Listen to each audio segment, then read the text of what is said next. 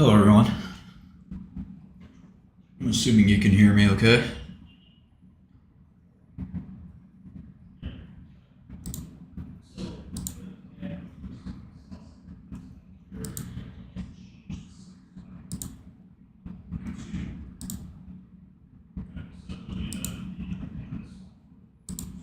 You can hear me okay.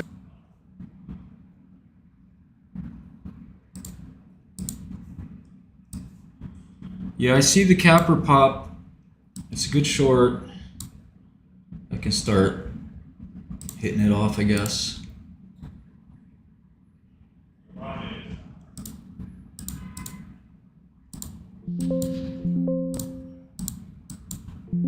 my sound is not emanating. Let's see.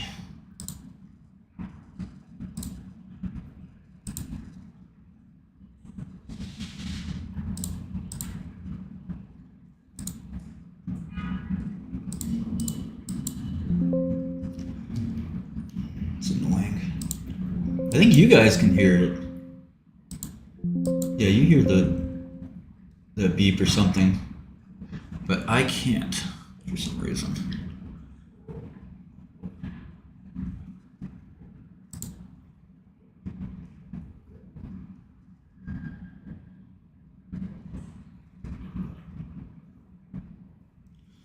Yeah, I mean, I got a pretty full position in Sarepta. I actually like Abivax quite a lot. I think Abivax is going to like 200, maybe higher, honestly. Let's see why mine. Oh, gross. Water bug here. Ugh. Hey.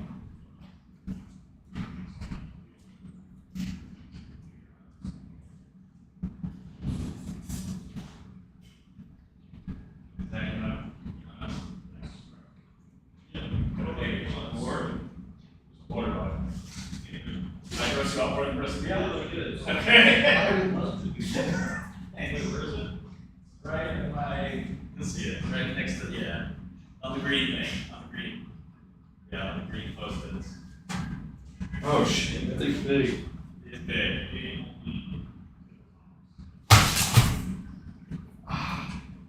Thank you. Wow. Hero. Okay, water bug is disabled. Water bug's neutralized.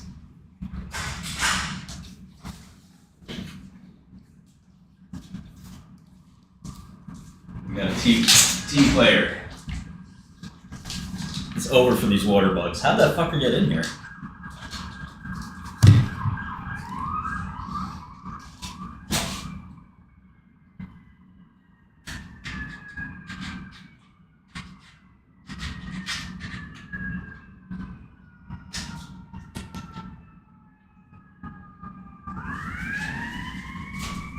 Okay, let's see.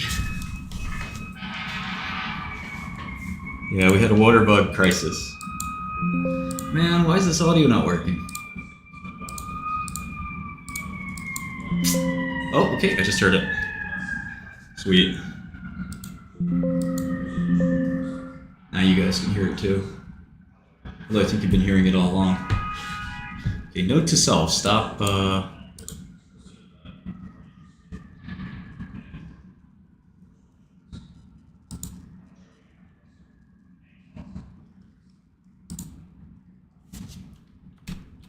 stop leaving food in here, I guess. What is this retarded cannabis thing?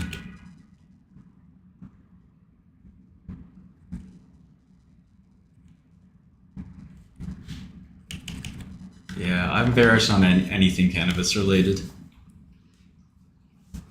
And I see the word can or cannabis in any way, shape, or form. I just... Yeah, you gotta stop thinking that way, Andrew.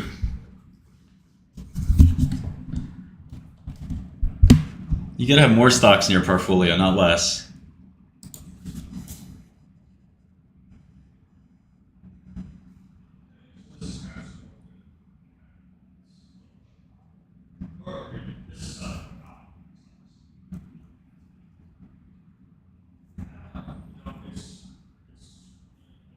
Yeah, D-Wave is going to try their hands at a real business, I hear. Not a crazy idea.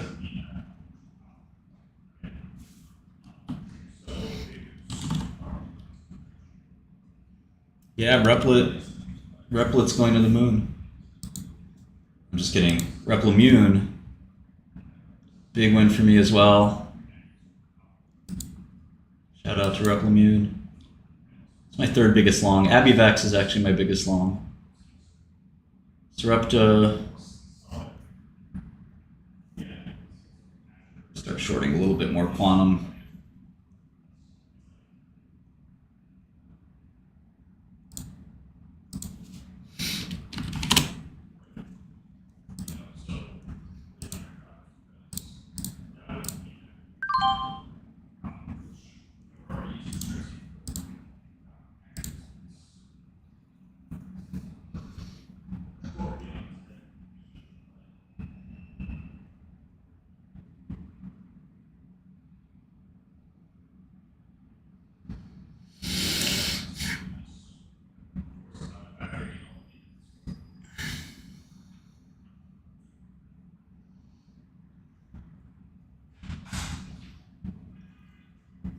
QUBT, all these shitty quantum stocks. Now that I made a ton of money on these different biotechs, back to the quantum money giveaway.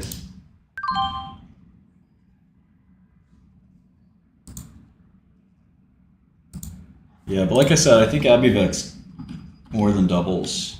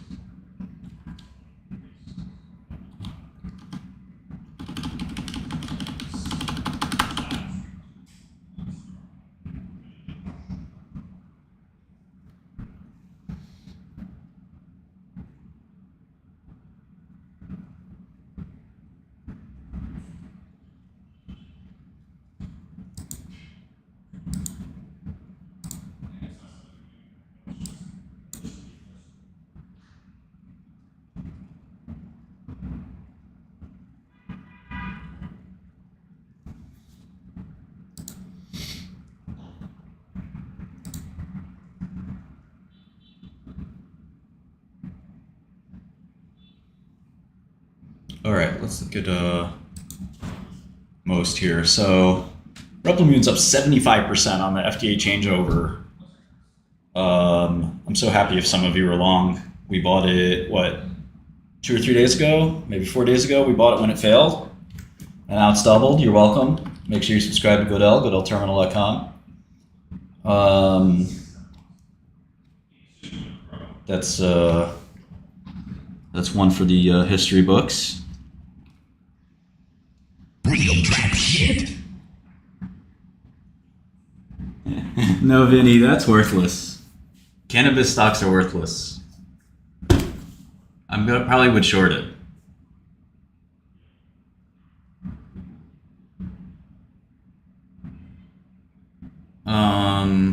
SoFi's down 8%. Novo's down 5%. Let's look at the Novo follow through.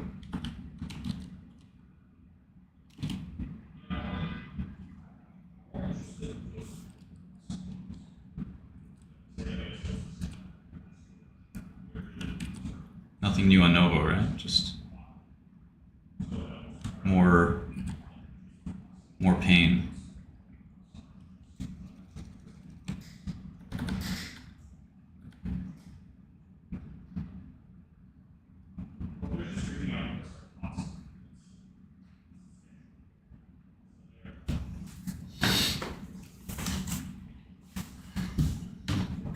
I've shorted 30 million market caps before. That's 30 million from me. I don't give a fuck. Sarepta's up 12%, finally. Looking like it might be back in the 20s again. What else is going on? Marvell up 9%. Nvidia up a little bit. I do think Nvidia is going to be 200 plus soon.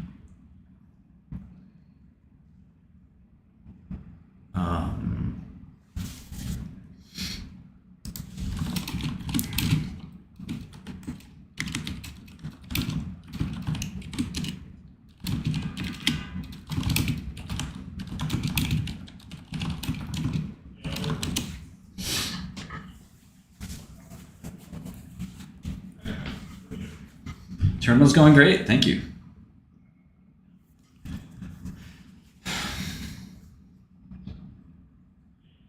They'll look at PMVP. All right, VF Corp up 20%.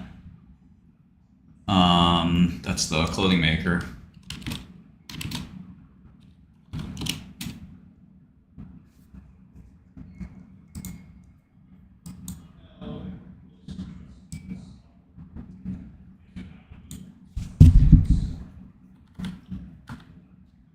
Dave is up 1%, Fubo's up 10%. These are the most actives, trading anywhere from 1 million shares to Replimune's insane 57 million shares.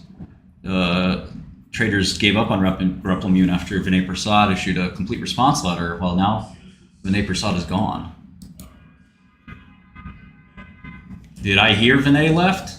Who do you think made the call? Did I not show you the video? Come on, bro. What, you think you're watching Destiny? I'm real. I'm a realist. How many phone calls I made? We put hands on that man. We put hands on that man. Wingstop up 20%. Clarivate's up 18%. I don't give a fuck. You come between me and my bread, it's over. It's over. I'm calling. I'm making calls. I'm sending the wolves on you. I'm putting Loomer on you. Loomer? Nah, I don't think Capper's getting anything. Evercore up 7%. Ionis up 7%. Humana's up 8%. A bunch of biotechs are up as well. Unicure's up 9%. Peloton is up 9%. AtriCure, Penumbra, some medtechs. A lot of green. Well, losers. Newegg's wildly trading all over the place.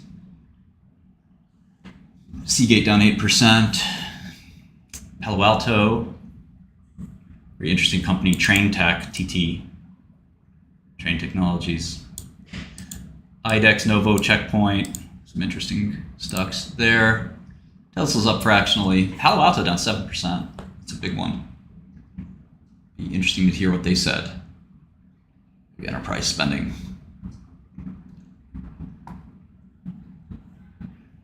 Starbucks at 5%. Earnings season marches on. Coinbase did a deal with JP Morgan. Coinbase is up 3% as a result. AMD's down 1%.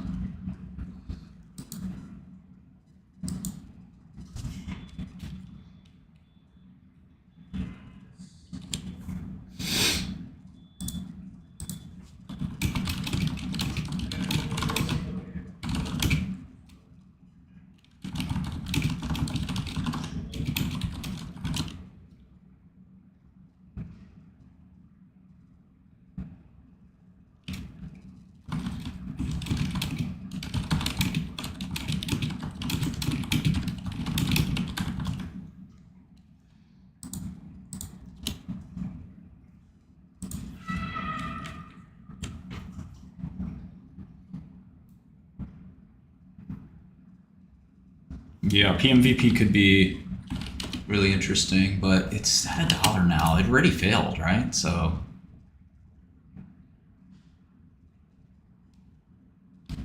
I wish there were more meat on the bones. Yeah, no quantum in the most traded list. Definitely bearish. Agree with that. Sarepta is just sort of like an ugly duckling, you know.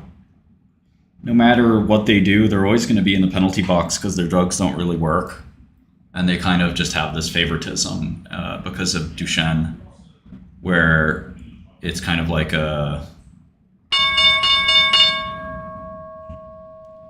just a bit of an easy pass, or they get a pass because of the disease they're in, and should they get that pass? Some people obviously don't feel they should.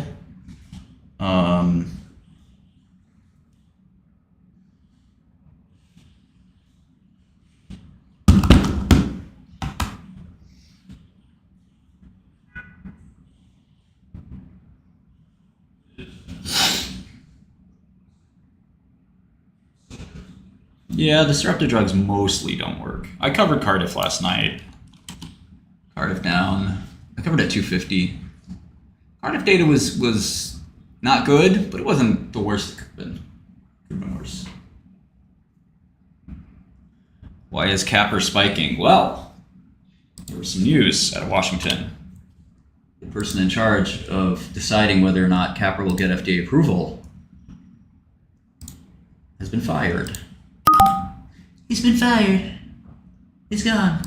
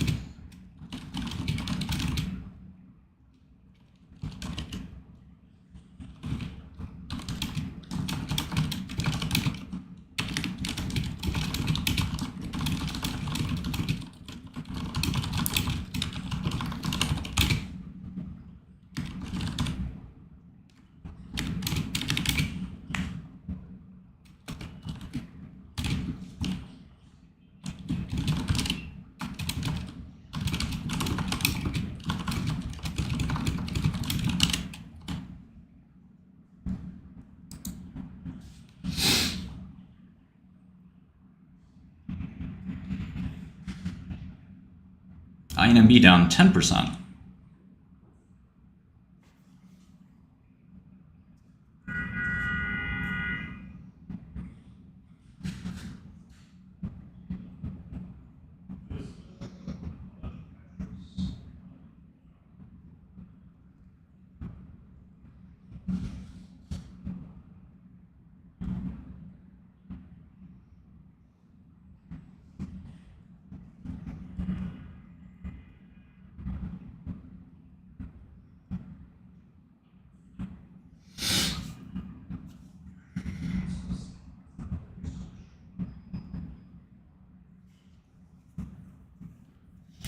Up now almost 30%. There's Abivax, $72.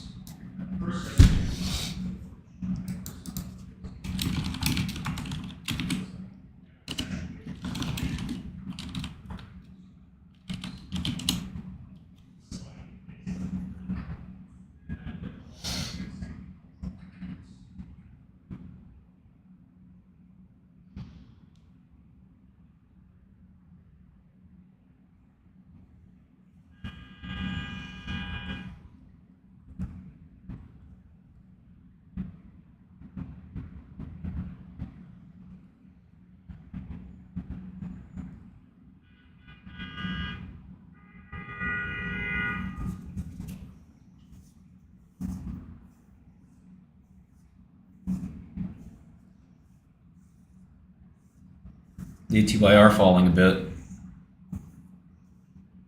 Oh, and this man's whole career. They said something like, I'm about to end this man's whole career. there's some like guy on Bio Twitter that I'm like up against on ATYR. Bro, there's no competition. Okay? Stop it. Stop the bullshit. Some guy named Eric. I don't know an Eric. Unless you're saying Tang or Edelman, you can't fuck with me on binary events.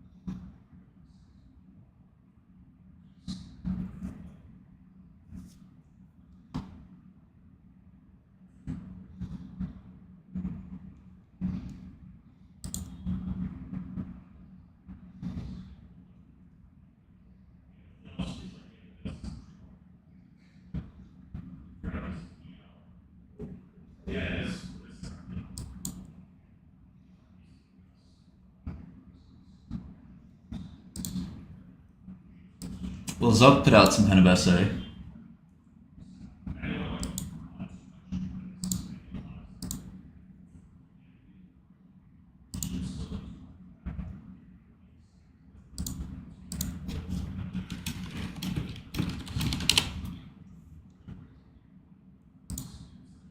All right, let's read Zuck's essay. I guess I can read it in his voice. Is that okay? Personal superintelligence. Over the last few months, we have begun to see glimpses of our AI systems. Hold on. Over the last few months, we have begun to see glimpses of our AI systems slowly improving themselves. The improvement is slow for now, but undeniable. Developing superintelligence is now in sight. It seems clear that in the coming years, AI will improve all our existing systems and enable the creation and discovery of new things that aren't imaginable today. But it is an open question what we will direct superintelligence towards. In some ways, this will be a new era for humanity. But in others, it's just a continuation of historical trends. As recently as 200 years ago, 90% of people were farmers, growing food to survive. Advances in technology have steadily freed much of humanity to focus less on subsistence and more on the pursuits we choose. At each step, people have used our newfound productivity to achieve more than was previously possible, pushing the frontiers of science and health, as well as expanding more time on creativity, culture, relationships, and enjoying life. I'm totally not a robot. I'm extremely optimistic that superintelligence will help humanity accelerate our pace of progress. But perhaps even more important is that superintelligence has the potential to begin a new era of personal empowerment, where people will have greater agency to improve the world in the directions they choose. As profound as the abundance produced by AI may one day be, as an even more meaningful impact on our lives will likely come from everyone having a personal superintelligence that helps you achieve your goals, create what you want to see in the world, experience any adventure, be a better friend to those that you care about, grow to become the person you aspire to be, and pay meta platforms as much money as possible. This is distinct from others in the industry who believe superintelligence should be directed centrally towards automating all valuable work, and then humanity will live on a dole of its output. At Meta, we believe that people pursuing their individual aspirations is how we always made progress, expanding prosperity, science, health, and culture. This will be increasingly important in the future as well. The intersection of technology is how people live in Meta's focus, and this will only become more important in the future. If trends continue, then you'd expect people to spend less time in productivity software and more time creating and connecting. It's very important that they connect on Meta. Personal superintelligence that knows us deeply, understands our goals, and can help us achieve them will be by far the most useful. Personal devices like glasses, I really like these glasses, you guys, that understand our context because they can see what we can see, hear what we can hear, and I can hear what you can hear as well, and interact with us throughout the day will become our primary computing devices. We believe the benefits of superintelligence should be shared with the world as broadly as possible. That said, superintelligence will raise novel safety concerns. We'll need to be rigorous about mitigating these risks and careful about what we choose to open source. Still, what we believe that building a free society requires that we aim to empower people as much as possible. The rest of this decade seems likely to be the decisive period of determining the path that technology will take, and whether superintelligence will be a tool for personal empowerment or a force focused on replacing large swaths of society. Meta believes strongly in building personal superintelligence that empowers everyone. We have the resources and the expertise to build the massive infrastructure required, and the capability and will to deliver new technology to billions of people across our products. I'm excited to focus Meta's efforts towards building this future. Mark. I mean, it's so bullish for NVIDIA.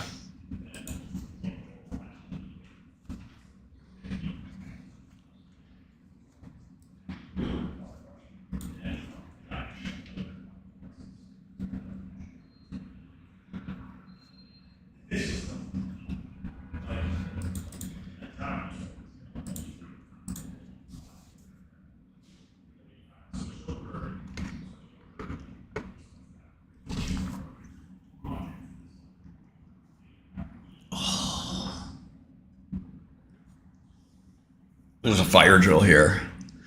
I'm not participating in any way, shape, or form. Fuck that. I ain't doing that.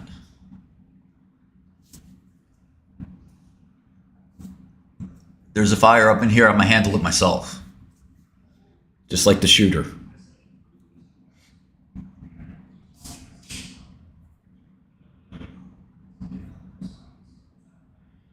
Farcoin almost down below $1 again. That's nature's healing.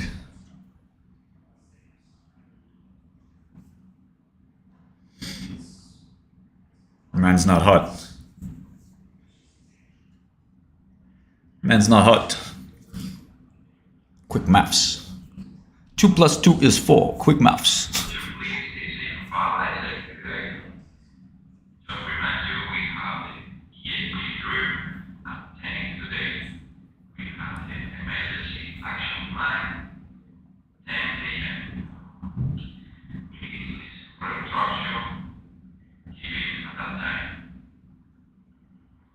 Got the glizzy.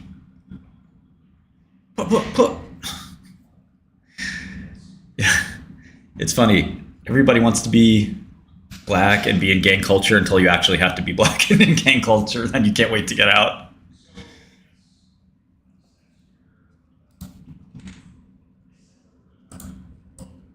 I met so many guys that were like, Martin, having a gun on you at all times is not cool. It kind of sucks.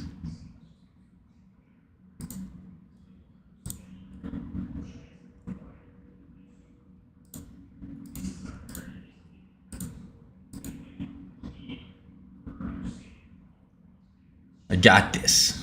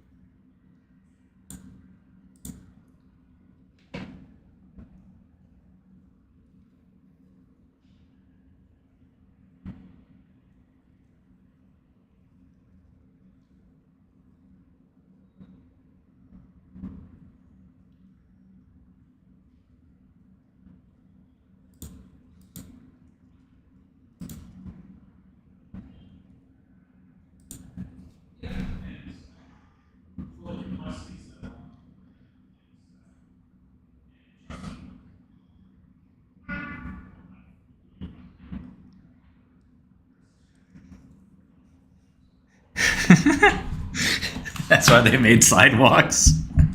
Because some people weren't meant for the streets. I love it.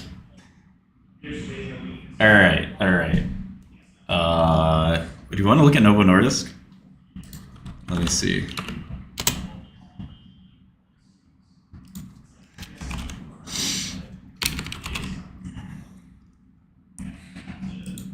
Here's the RX trends for Novo.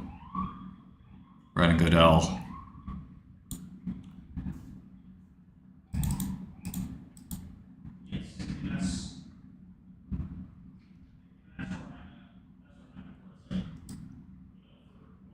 So IQVIA, source here is Deutsche Bank. Shout out to Deutsche Bank.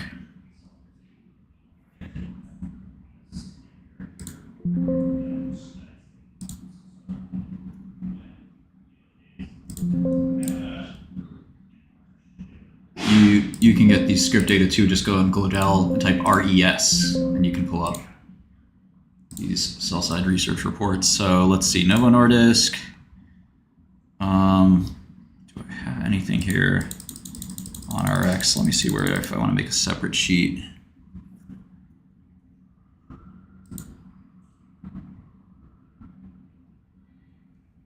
Yeah, so you can see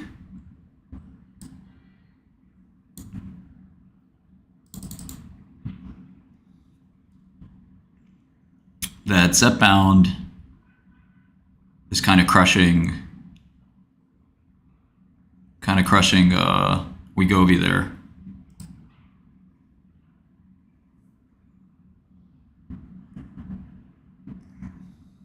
URX, TRX.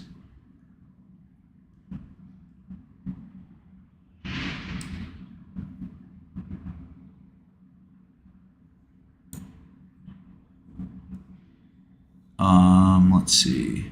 It's interesting. You can see the breakdown by practice. So family practice, NPs, internal medicine, which is family practice, sort of.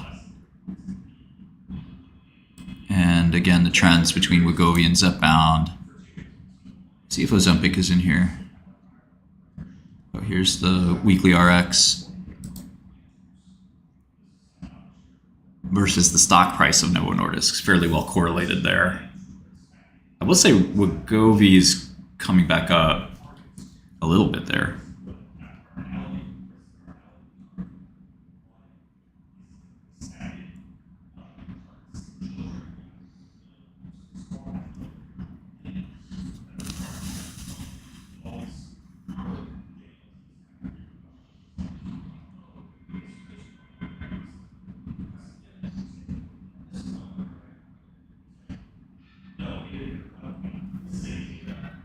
Here's Ozempic and all that.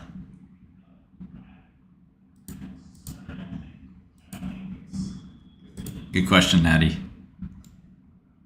Was he a barber? Janitor? Porter? Okay, so let's see here. Ozempic is the blue line. It really hasn't moved. 250,000 in RX. But Mounjaro is breaking out. You could even do a technical analysis on this. I do think Replimune could be approved now. Yeah. I think it's a 50-50 now.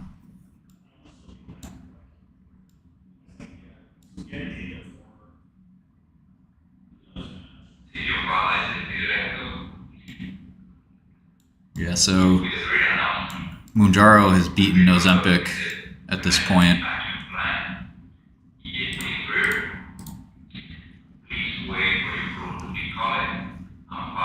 I don't listen to you. I don't gotta listen to you.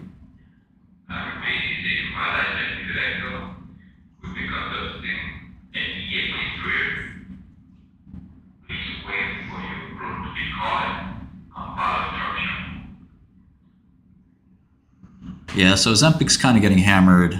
You would think this would have been expected. Again, this research has been available for a long time.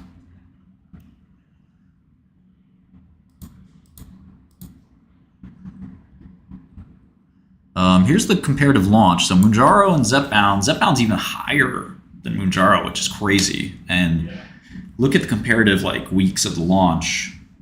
I mean, it's kind of nuts, but compared to Ozempic and Wegovy, it's 2x, 3x the launch. I gotta listen to you, man.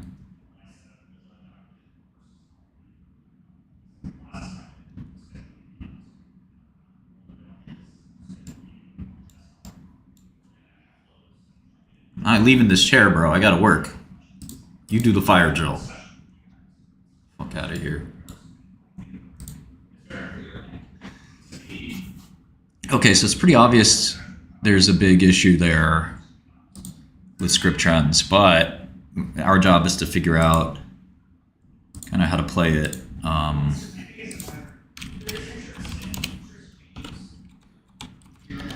Novo stock.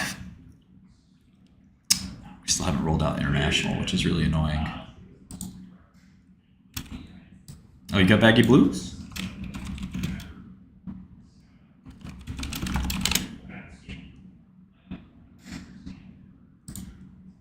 The Danish stock is, wow, 333. It was 500 last time I updated my model. That was 333. Oof. That's nasty.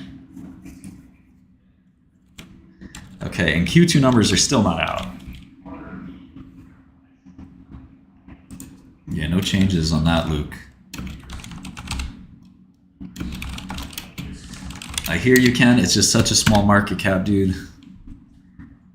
It's not going to be a priority right now. But well, you can tell us when are the results due. Okay, so next week we get Novo's Q2.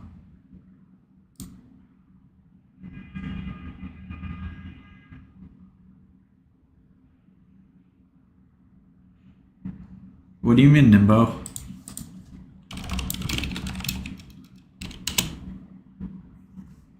Yeah, I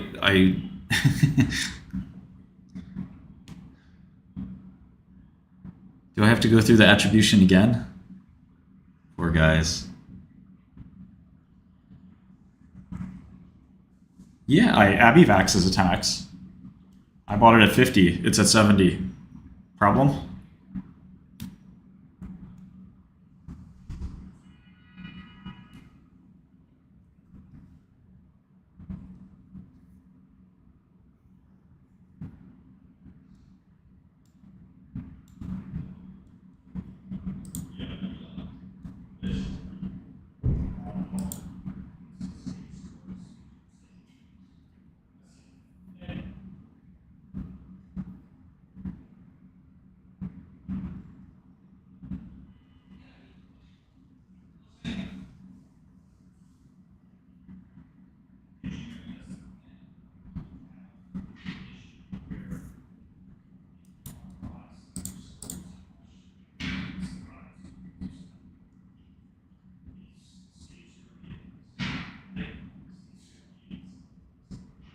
I like you guys each asking me to do things that would take an hour each.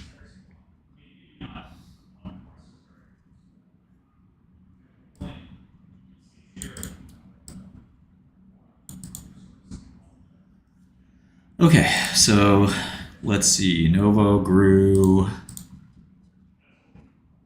18% at constant rates. I think that's pretty decent, to be honest.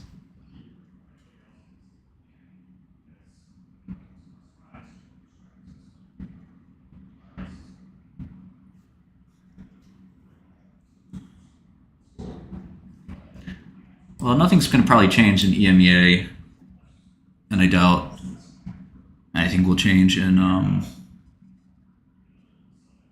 non-ambulatory. I don't think they'll be using the drug. Okay, so the quarter was not bad. It was that the year, I think, is going to be really bad. So 8 to 14. That's down a lot. Jeez. And they had already lowered guidance. So they went from, wow, take a look at this. I don't know if you can zoom in on this, cameraman. Can you zoom in on it? I don't think you can.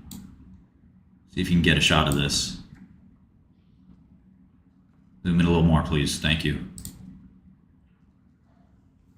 All right. They gave 20...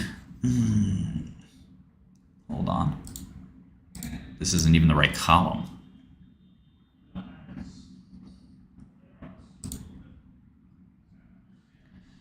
Let's do it here.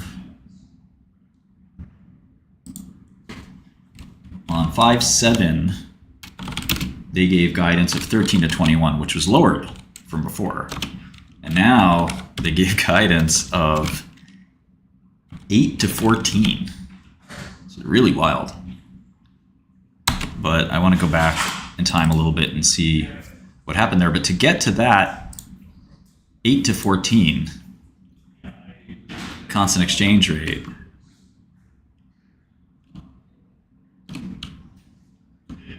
yeah, blaming it on HIMS is a little cringe because HIMS isn't doing that well.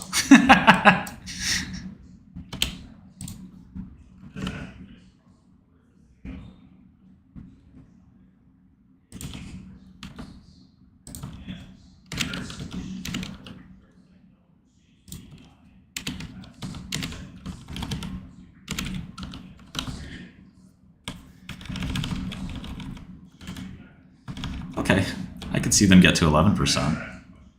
It's like right in the middle of their guidance.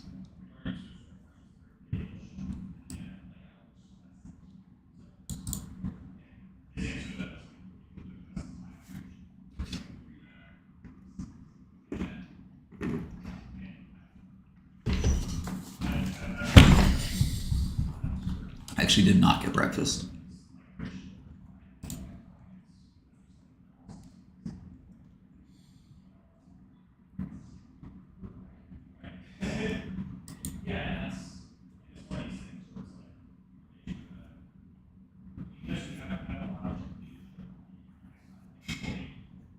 We got you, Ken. You really like that stock. I got it. If I get a second, I'll be able to do it. So Novo lowered guidance in the Q1 announcement.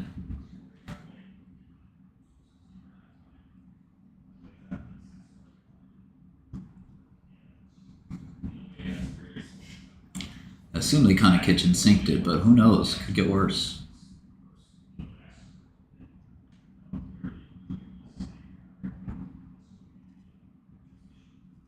Okay, here's guidance. Yeah, so they went from 16 bottom end. Okay, this is nuts. 16 to 24%, to 13 and 21%, to 8 and 14%. Damn. Hey.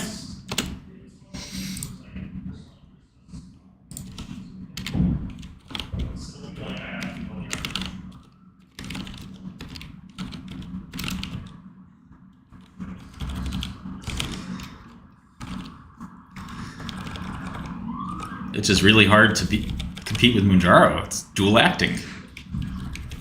Dual acting sounds good. Is your shit dual acting? No. Why would I take it? There's still a small amount of upside, but with the numbers moving like this towards the negative side, I don't think you'd have much confidence in, you know, how do you have confidence that, you know, just won't get worse and worse and worse? Management's new, you know, changed over management, but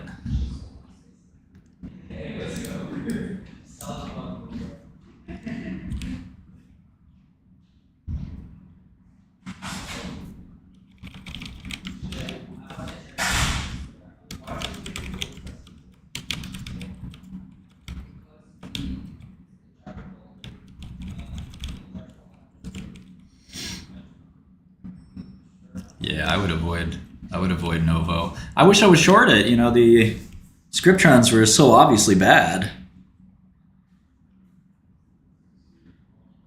I had 30% revenue growth in my model. All you had to do was check the goddamn script trends, and any one of you could have made a fortune shorting Novo. What's your excuse? I'm building a business. I got stuff to do. What's your excuse? Laziness? Yeah. You want to look at that same goddamn stock all day that's lugging in your portfolio instead of doing some goddamn research for once?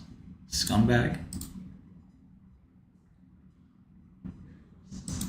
You could have easily just look.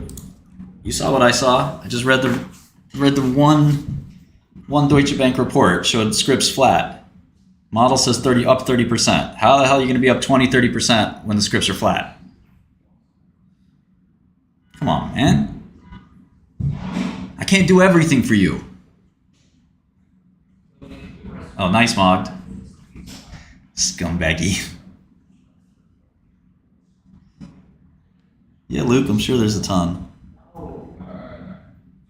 Where does Bond?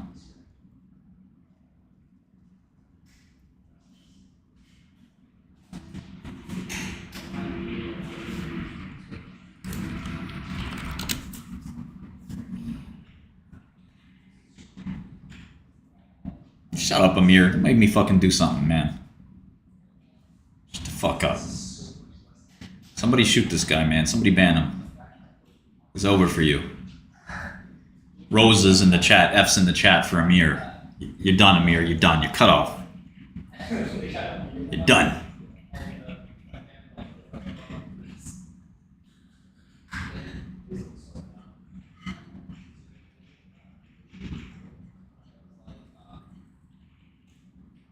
You're done. You're cut off.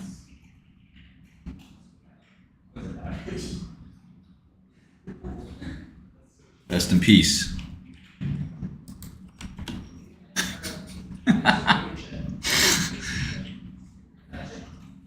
Rest in peace, rest in peace. Him's up 6%, $64 a share. Not bad.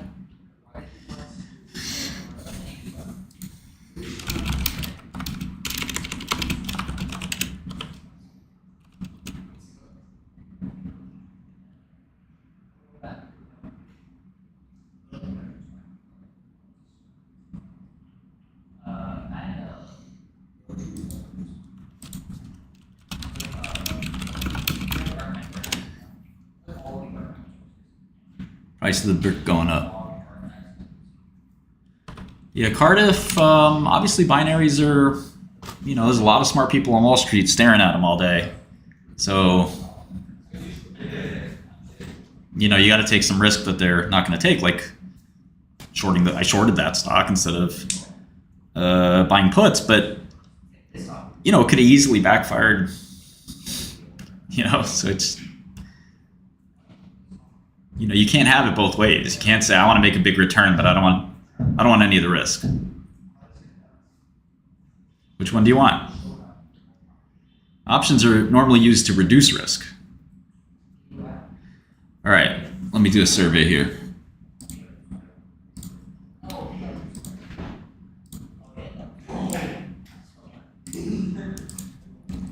Two different stocks. You guys tell me which one you want to see.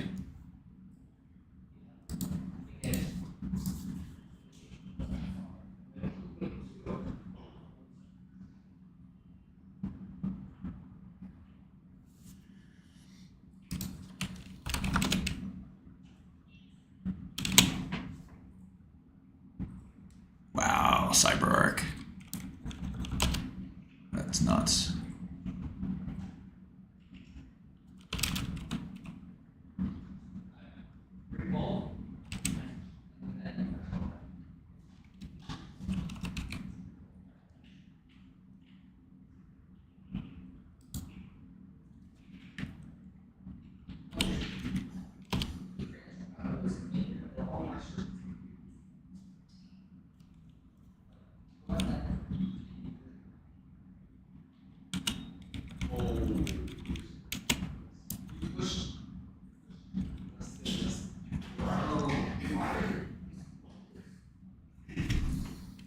I guess people knew this deal was coming.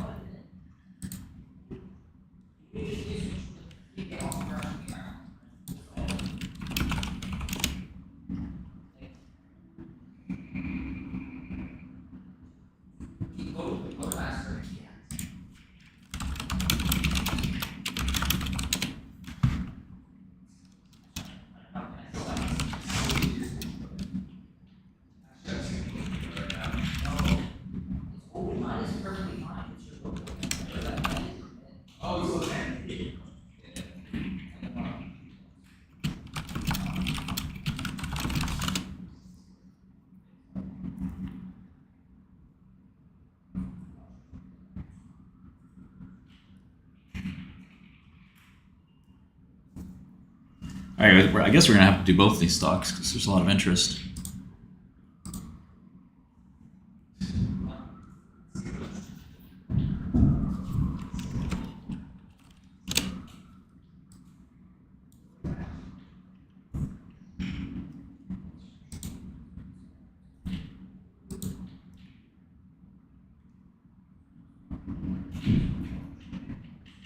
Make sure you like and subscribe. I'm almost at 100K subscribers. I need that. It's a life achieve. Critical.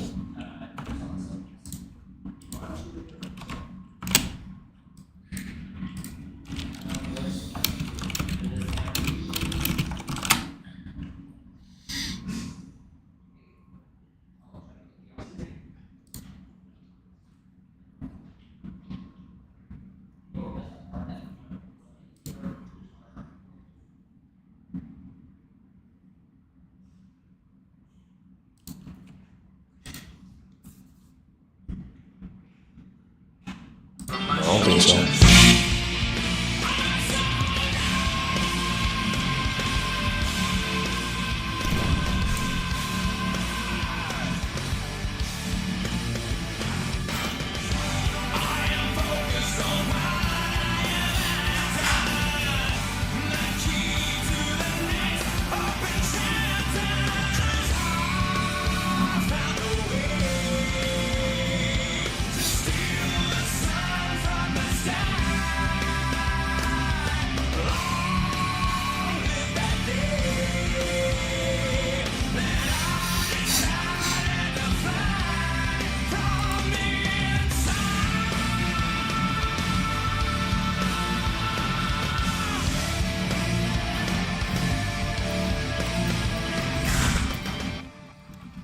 up too old. Job's not finished. Job finished.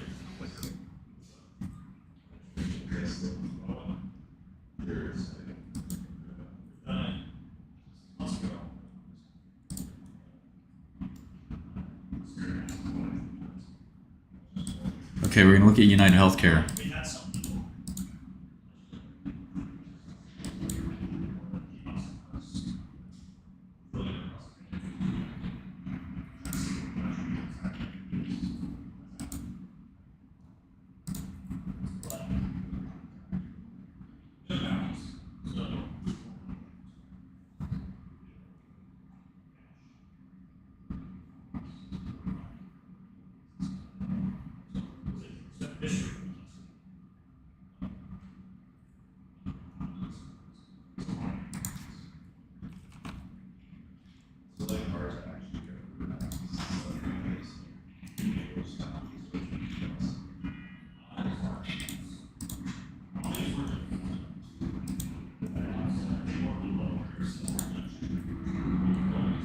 Who's Chris and Amit? I'm a real financial analyst, guys. I actually did this professionally. I'm not LARPing. I'm nothing against Amit, but like, look, unless you can show me your Wall Street resume, it's okay, you know? It's okay to LARP. But you really can't compare.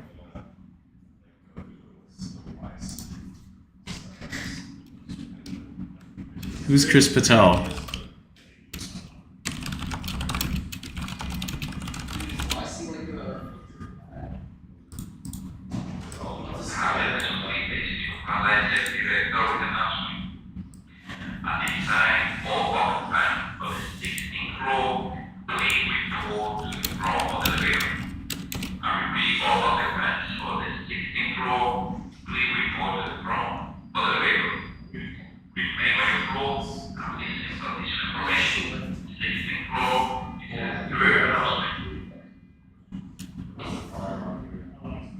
You don't have to fake it to make it.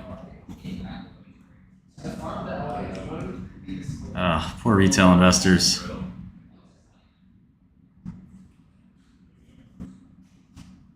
When the shit hits the fan, it's hard. You're gonna see how hard it is to be long only.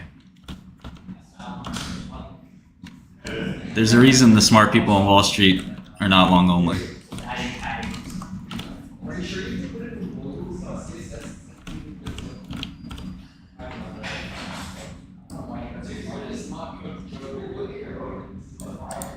For a math degree, you're over educated to be a financial analyst. Let me shrink my screen a little bit.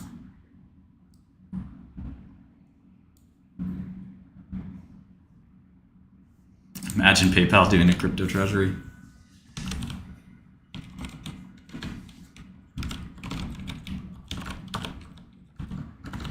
Yeah, I like Amir. I'm just saying he's not a professional investor. And you don't want to be the blind leading the blind. But you know, if you like his content, well, you know, I don't care. Doesn't bother me.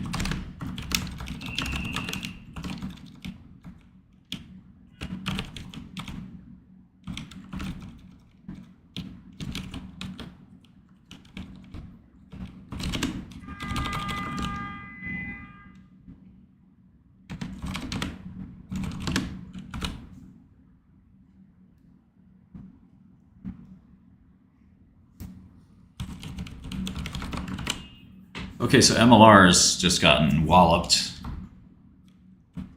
They've gone from 82 to 89. And normally it should hover around 85.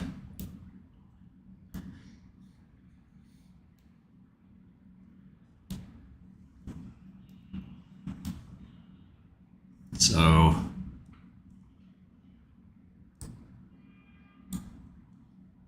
interesting.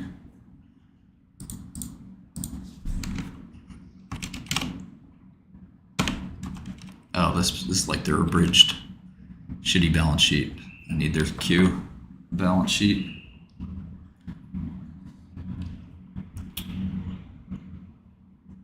this nice and hard. I'll have to go pull up the 10 Qs.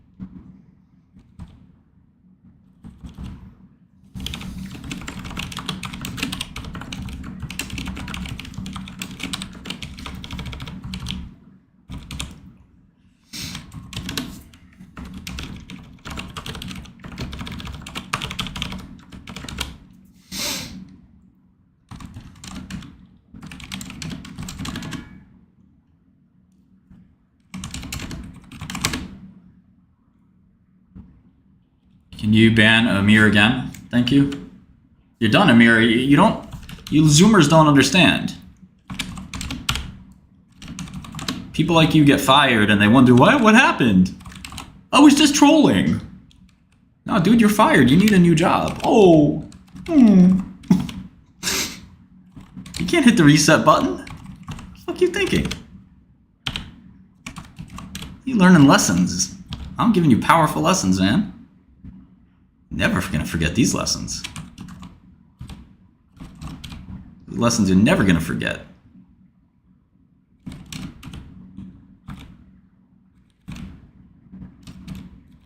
You think you're crazy? My guys are crazier. We'll look out for Amir for the next 6 years, like a hawk. Ban, ban, ban.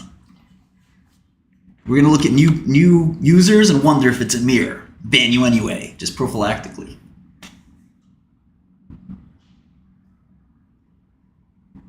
You're not built like that, man. Just stop pretending.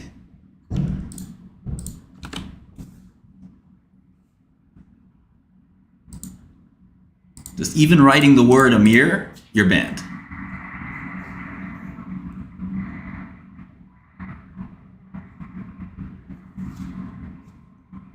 That's how we erase people like you. You're erased from the history books. It's over. Okay, so there's no 10Q out yet for UNH.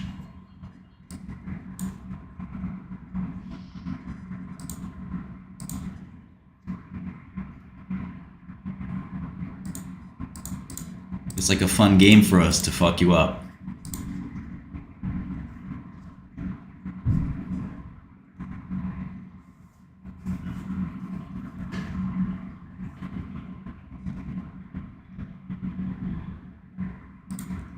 This man thinks it's America.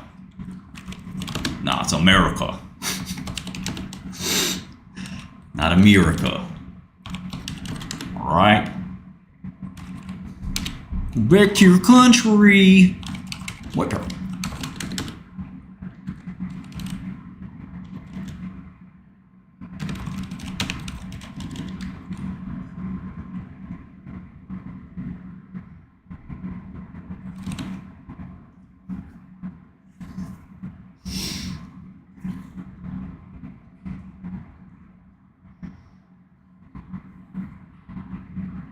Okay, so things will probably get worse before they get better financially for United Health, but like that's, I think for the stock, that's to be expected. Everybody knows this, right? The Abivax patent is definitely the big problem with the company.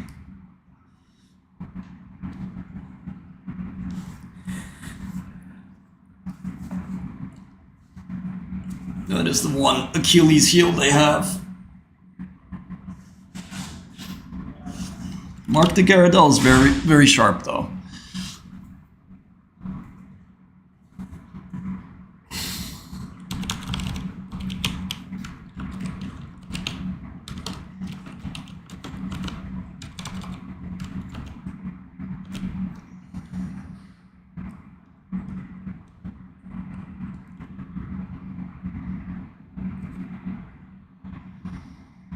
Cool.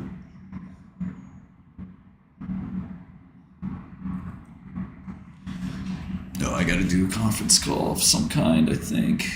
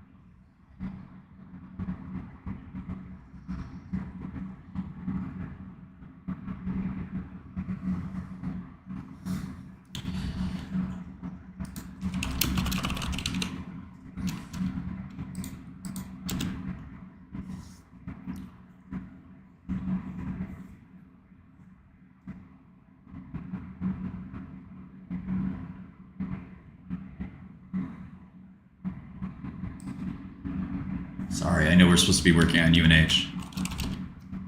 It's just a little bit of a tedious slog. Okay, so there's this cash flow statement. I'll just mark down real quick. 5, 4, 5, 6, and then some capex.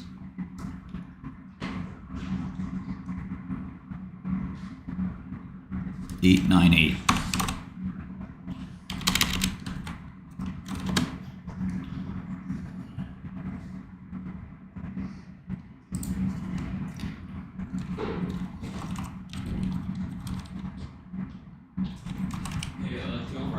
Yeah, actually. Free cut? Sure. Thanks, man. Does the monitor work, by the way? Yeah, it's great. I really appreciate you doing that.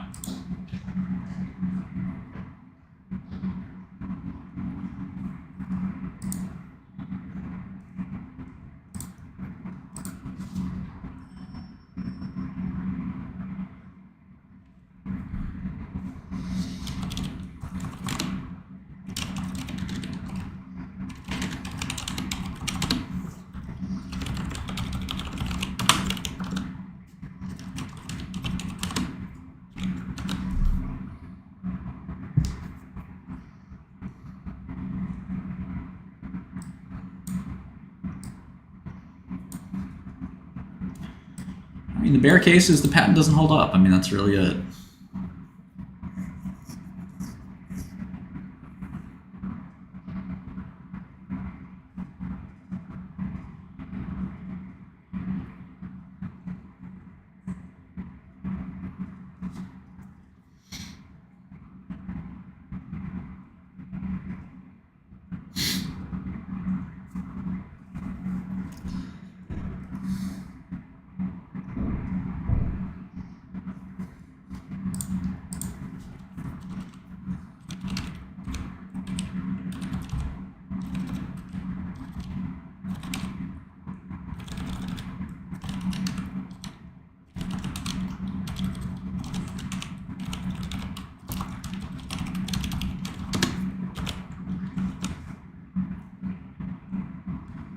Yeah, I'm in Gaza right now, it's true.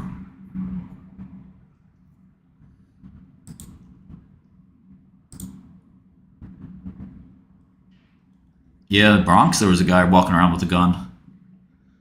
So I tell my girl, never go to the Bronx. Don't go on that subway either. So you're too nice for the subway. My girl is so nice.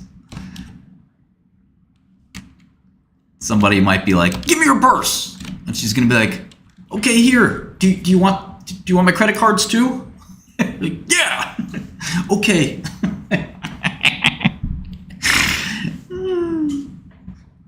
She's too nice.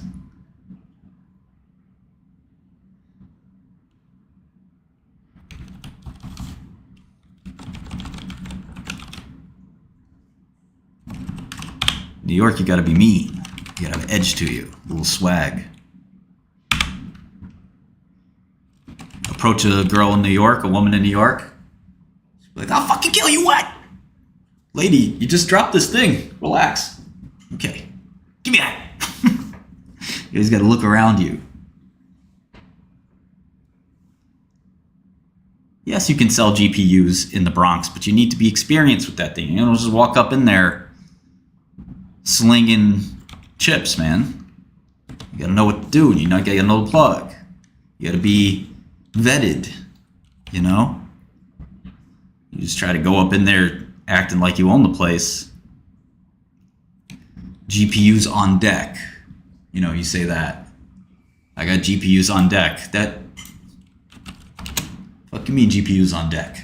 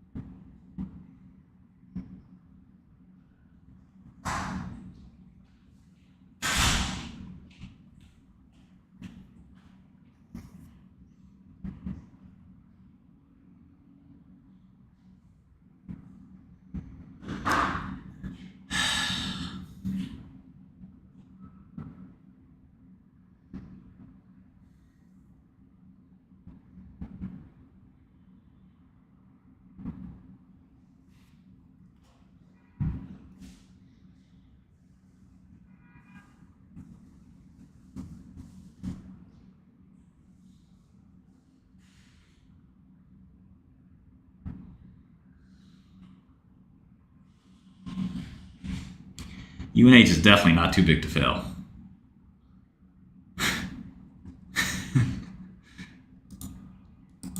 This seems cool. I like this. Sorry for the slop.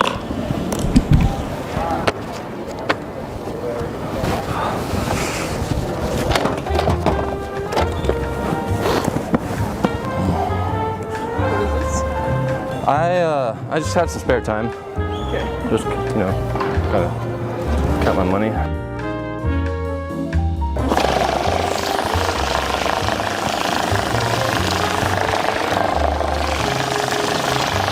You ever seen this much cash before? No. It's not all mine. 90% of it is though. Okay. I mean, yeah, that's why I'm just counting it up. We're splitting up the profits. Do you want to hang out sometime? I mean, I'm new here. I mean, if you want to get to know each other or something, like casually. Yeah, I mean, like, Yeah, let me have your number. What is it? 63.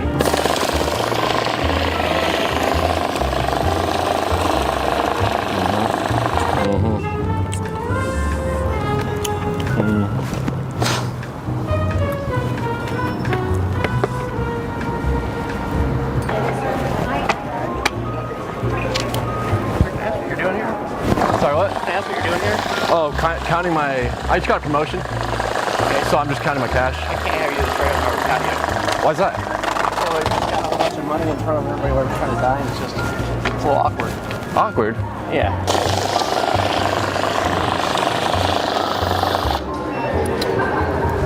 Hey, do one of you ladies have another pen? here.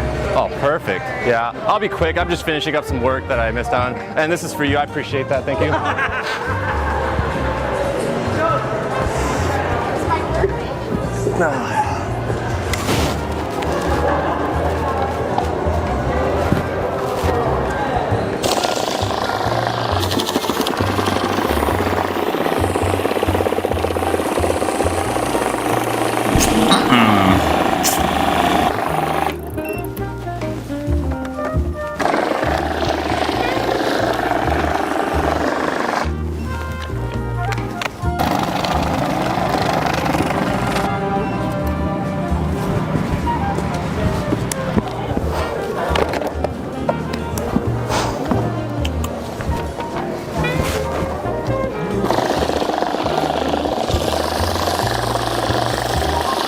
So you're looking at him with those eyes. Oh yeah, I got paid last week. Got a promotion. How'd you make your million? I just, started a small business, landscaping company actually. Was mowing people's lawns and whatnot. Started saving up from there. After that, I, got into real estate. I started a construction company, and now I'm just making money in so many places that I can't even count it in privacy at my home. And this is just like from last week. This is what I made last week. So. You know what I do? Huh? You know what I do with this money? What would you do? Put my mom in the house. Would you? Yeah, You really would? I really would. All right. Well. I'd buy fucking, I'll fucking like help her get past like all her medical shit. I'll do all of that. You know, man, if this money was real, I would give you this stack right now.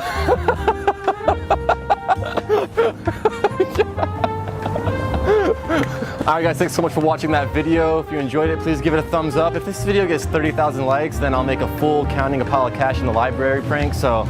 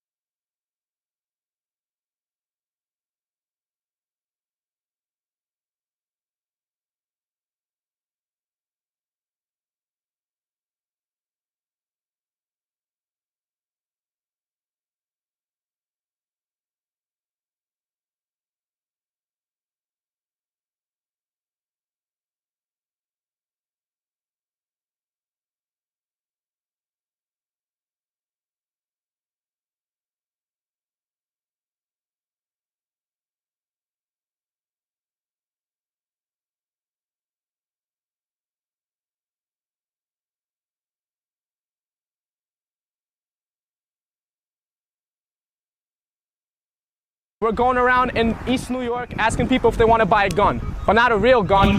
This is the video that got it all started, and yeah, basically it started the whole genre. And these guys are a lot older now, but they're doing this in New York. I know a lot of the places they're doing this. Pretty funny. Water guns. Let's see if we get killed. Let's see. Hey yo, what's up, homie? I got some gats on deck. You need some? I got gats. Gats? Yeah. What you mean by gats? I got gats on deck. What do you mean, gats? I got the gats on deck. Gats on deck? Yeah.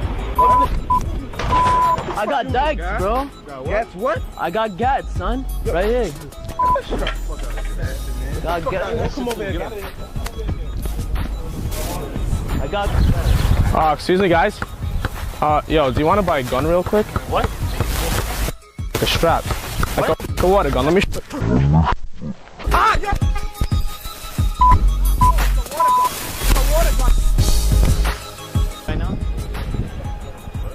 selling grips? Selling grips. I got 2 grips on sale. Nah, I'm not associated with them. Nah. No, it's not wired. It's not wired. No, bro, I'm selling grips. What you thought I was selling? What you thought I was selling? Huh? Nah, bro, yo, it was a prank. It was a prank.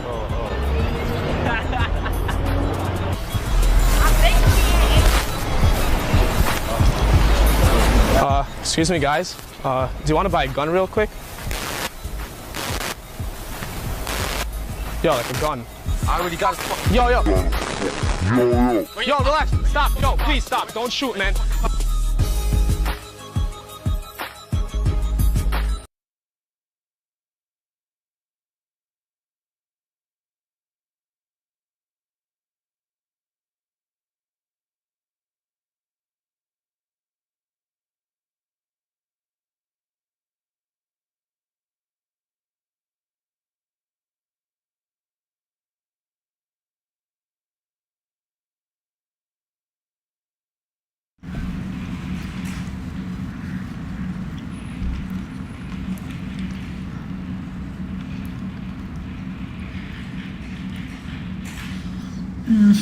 I think the patent will hold.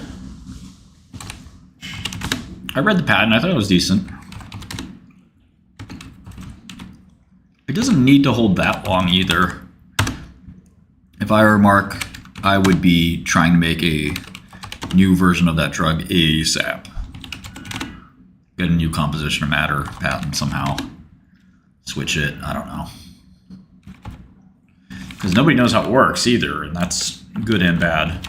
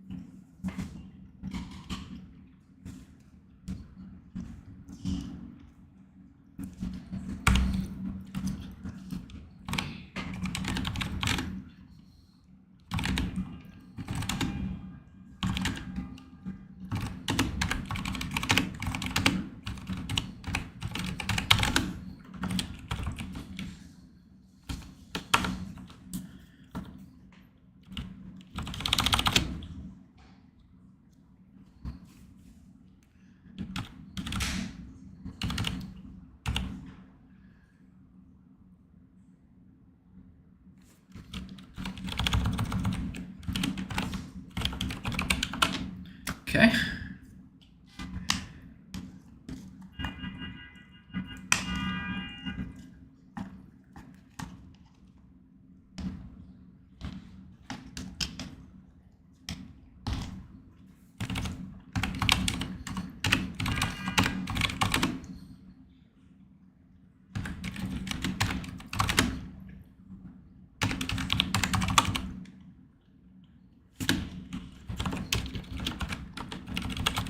Oh yeah, United Health had that crazy cyber attack.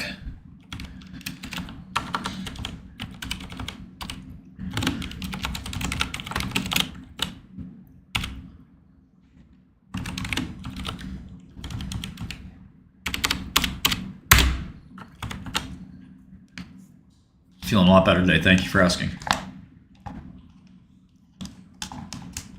We're long grapple over here, Josh.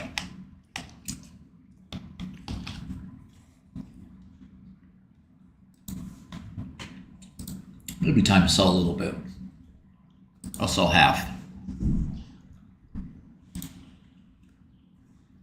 I mean, I don't want to sell it. I do think they'll be approved, but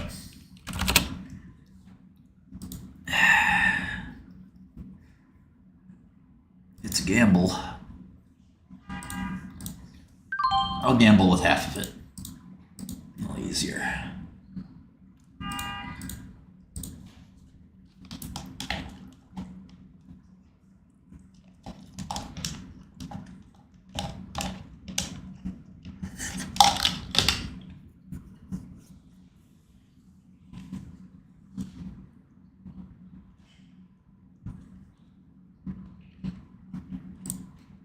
My exact average on Abivax is 56.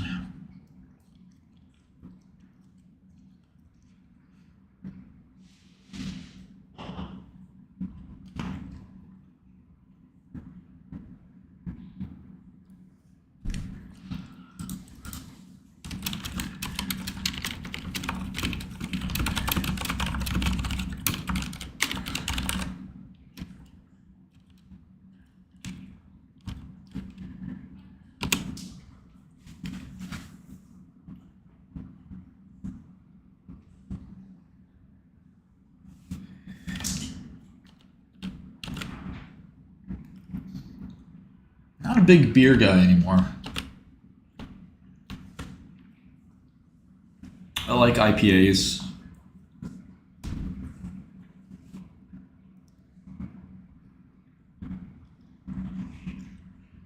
I don't know, college Wi-Fi, like 10% of your portfolio seems reasonable. I don't think the dollar amount matters.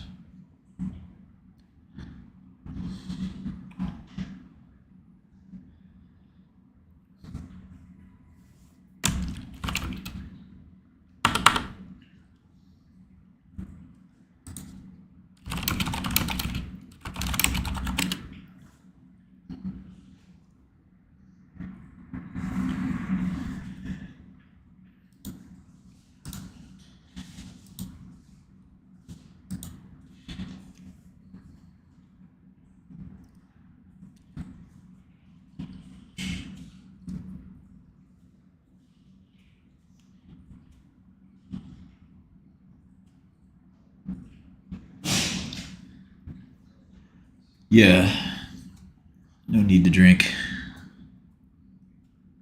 I saw hymns. Right in the middle of my screen.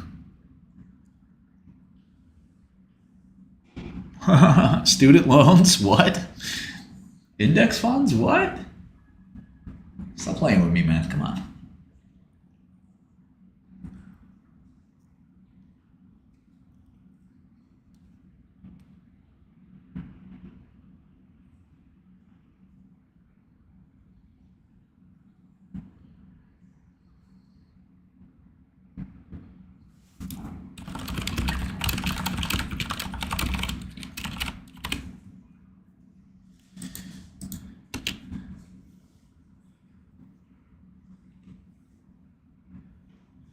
Yeah, I would avoid Novo.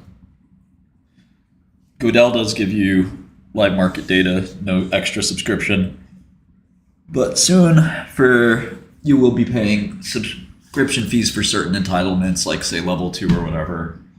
But we give you NASDAQ and New York Stock Exchange for free. And we're gonna have some other markets too soon.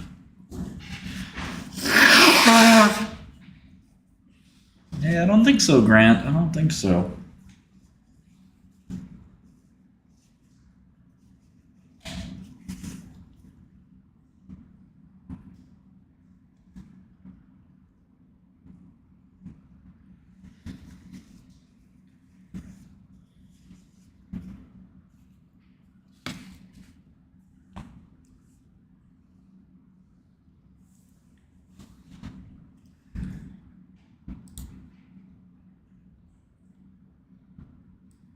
Earnings won't fall off a cliff, but it's certainly not the growth that we once thought. Let's take a really quick look again. So the current enterprise value is 1.5 billion Danish krone.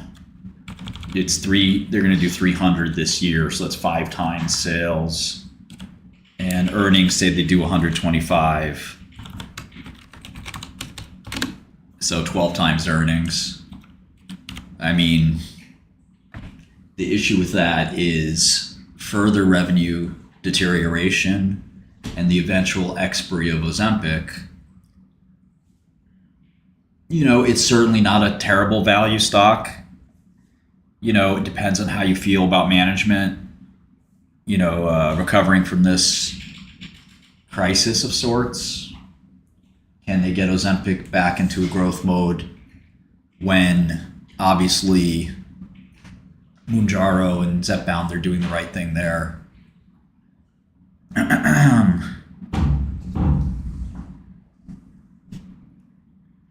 I don't think compounding is really the issue here.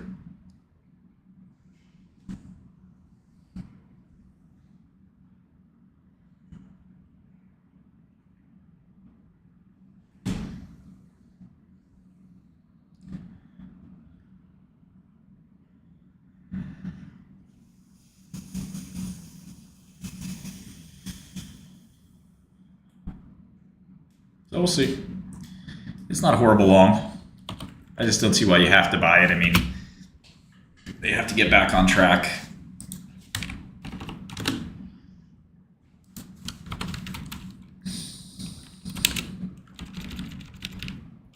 I wish this bar were a lot bigger.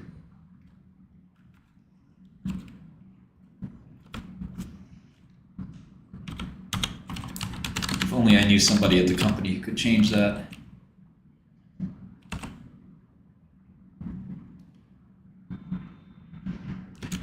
Wegovy and Zepbound are very different. Zepbound is Mounjaro, it's dual acting.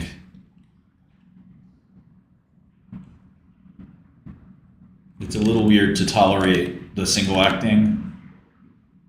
Not tolerate the single acting, but to tolerate the dual acting, it's a little strange.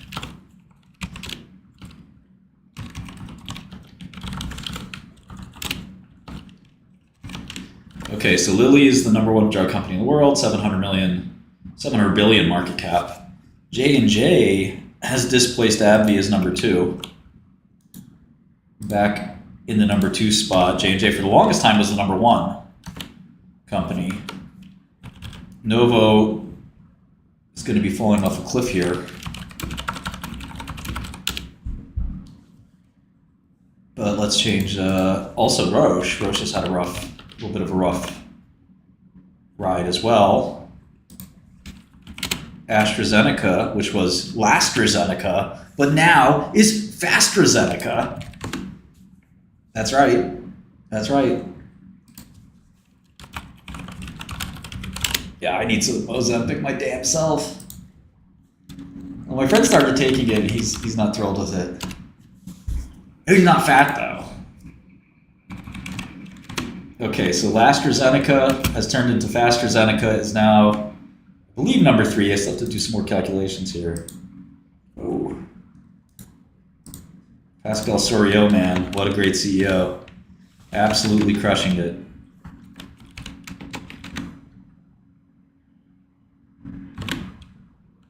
I'm skinny fat.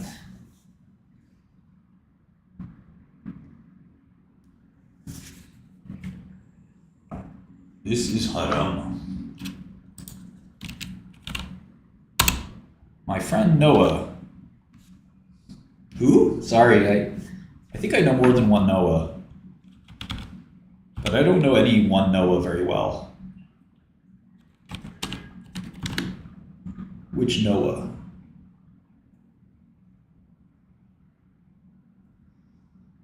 Retatrutide is not really in wide release, so I'd be careful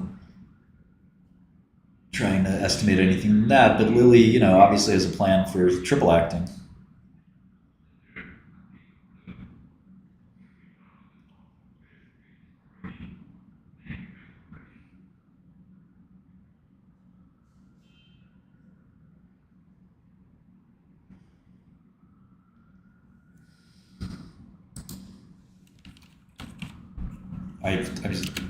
UNH is going to take a little while. Relax, buddies. All right? Chat, you're going to have to relax.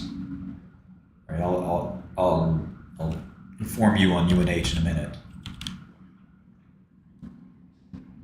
Yeah, so a bunch of these guys are sort of tied. Novo, Roche, Novartis should all just merge. Just be one Euro trash pharma company. Just kidding. Okay, Merck is there too. Amgen wants to be an obesity player as well. But yeah, those are the top 9. Lilly, J&J, AbbVie, AstraZeneca, Novo, Roche, Novartis, Merck, and Amgen.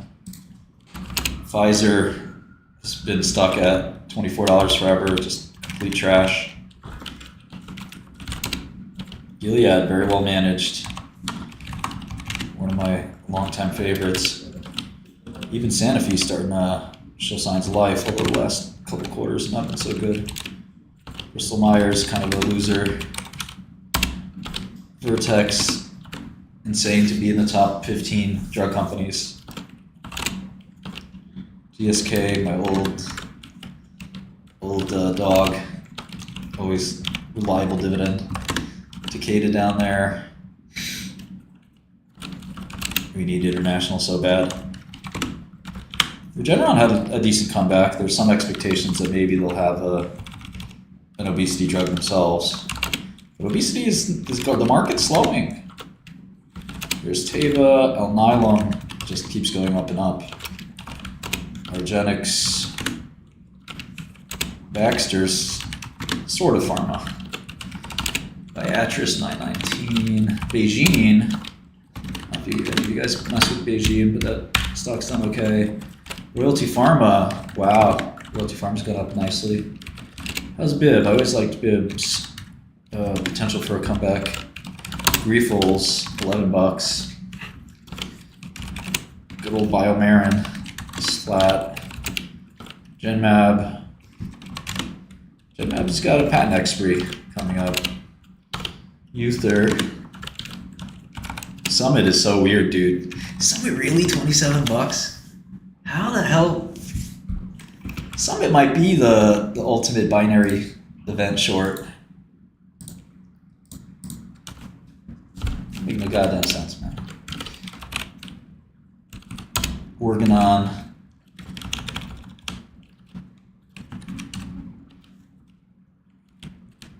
Yeah, I've covered the method of use patent for Abivax before at length. When the data came out, I did a whole stream on it. Sorry if you missed it. Insmed, man, is another little engine that could. Kind of an unbelievable winner.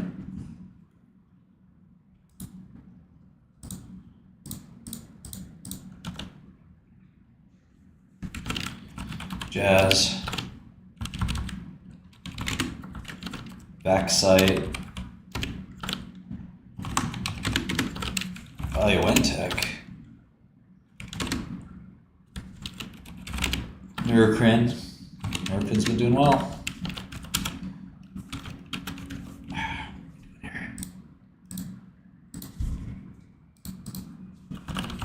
Exelixis. Halozyme, Lantheus. Send. Poor Viking. The Viking's going to zero, man. Nobody wants this shit. Ionis. Perigo. Cytokinetics is an interesting one. Bridge Bio. Doing comparatively well there. Madrigal. TG Therapeutics, everyone's always thinking they're going to get acquired. Exome, Legend. Blueprint. Oh, Blueprint's gone. Yeah, Blueprint got acquired.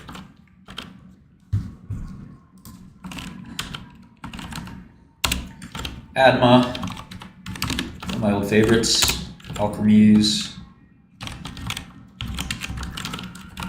Crystal. Come down a little bit. Alvotech's super interesting. It's the future of biosimilars in a way. Oh, Amicus has gotten beat up. Somebody was asking about Amicus earlier. There's Roivant. Oh man, Ultragenyx. Wrong. Rare. There's a NFT collection or something called Rare. Yeah, Ultragenyx could be a value buy at some point. For Immunity Bio. Soleno, that's Dusty's old stock. Wow, 86. Good for them. Another method of use pattern right there. Scholar Rock. We've traded that before. ACLX. This is the Carvicti competitor. Amphistar. Amphistar's got killed. Wow. Edgewise. These guys got cut in half. Akiro. This is one of my favorites for Nash. Avidity, this is eventually Sarepta's competitor. See how that goes. And here's our dog, Sarepta. Now back to a $2 billion enterprise value. Biohaven's also been smacked. Moderna. Denali is kind of interesting. Acadia's made a little comeback there. Arrowware or Arrowhead. CRISPR is running for no reason. Crinetics, I really like this one. This is like definitely a nice potential. Protagonist is up a bunch. Is Protagonist getting bought out? I think so, right? They make it an agreement to get bought out, or no? No, they're just still like owned by J&J basically. Genix really fell down. Yeah, structure is fucked. All the GPCR wannabes I think are kind of fucked now that Novo's slowed down themselves. That market only so big, can only take so much. Okay, we really have to look at Rocket. Rocket went from 1.6 billion to 300 million. That's what we really gotta hunker down, focus on. Santa, Beam, wrong Beam. Here's Intelia, Perennial Dog, Iova, Perennial Dog, Zencor. Zencor's been cut in half.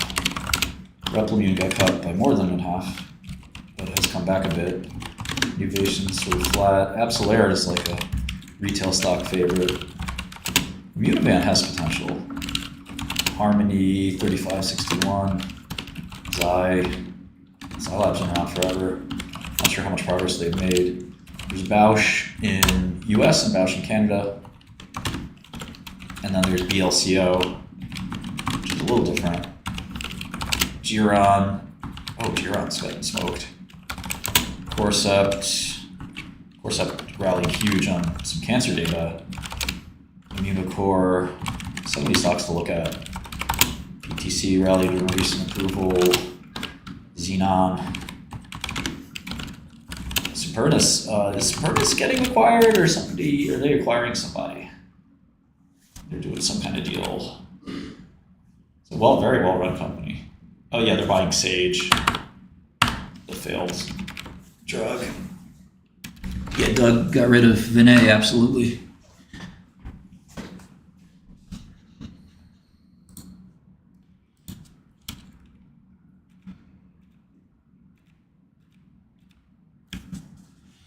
Okay, I'll start to get back to focusing here.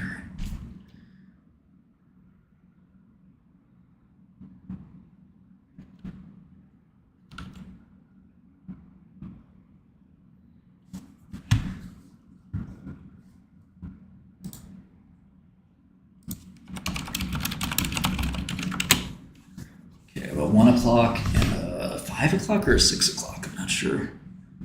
Central is 1 hour away or 2 hours away. Fluff, it's going up, man. I'm sorry.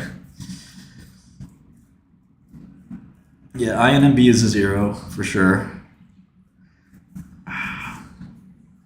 Oh, Noah, we texted a little bit. Yeah, I remember now.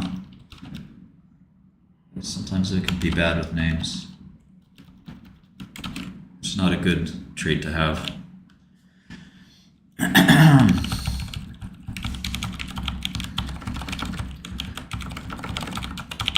Especially when I'm live streaming.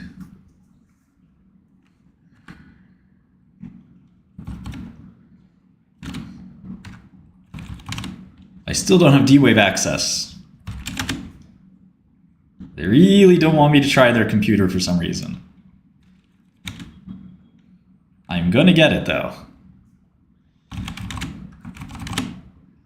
There's no way out. You cannot quell the Skrell. I'm undefeated. Shady company trying to hide from me. It just motivates me more. Throw me in jail, go ahead. Motivates me even more. I don't stop. I'm like the Energizer Bunny. Carvana's doing fine. Yeah, I was a long fucking Viking before. It's a piece of shit. Piece of dog shit. Testing that access. They said the same thing as us. You have to apply. When you apply, they say no. They just want to like bamboozle companies into fake sales. I mean, the guy knows what's up too. He met with a short who like explained to him that he's like onto whatever the fuck they're doing, and he's just like ran out of the room.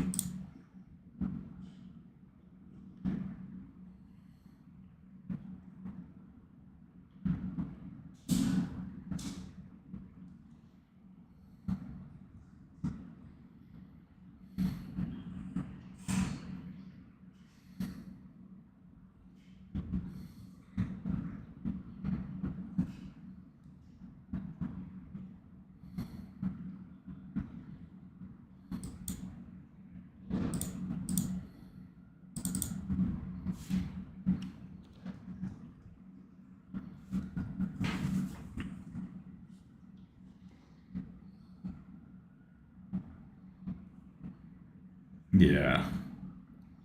I just feel bad people will fall for it. Yeah, I mean, in bull markets, there are a lot of people like Tess, and there's this other guy sometimes in my ear on Twitter. They're up, and it's cool. I mean, you know, I want people to make money. I don't mind that people are up. But, you know, they start to like sort of get a sense that they're really, like they were made to be investors or something. But they've never invested professionally. And, you know, they get a sense of themselves that's a little bit bigger than maybe they deserves. And the bear market that usually comes, and it usually happens around the top of bull markets, when it's like really kind of blindingly obvious that the market was just a little too hot. You know, when there's 100 Bitcoin treasuries and there's, you know, stocks going up every day for 10% for no reason. Start to realize, okay, maybe I'm just lucky. But nobody wants to be lucky. People want to be good. But the problem is, there's a difference. And it's embarrassing to be lucky, but you shouldn't be upset about being lucky. It's okay to be lucky. Jim Cramer always used to say, better lucky than good. You know, I slightly disagree with that. I'd rather be good, but it's okay to be unlucky sometimes, but good you can always rely on. You can't really rely on luck.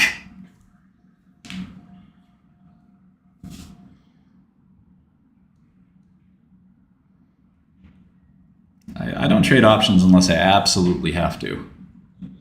It's just kind of something I think you should avoid. I saw the Country Dumb post on Reddit, but I tried to respond to it, but I'm not really allowed to say too much. Oh boy.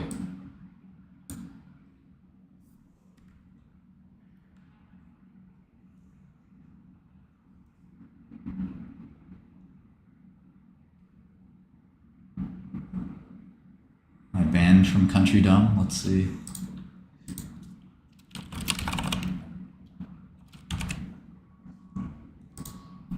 $26,000 members.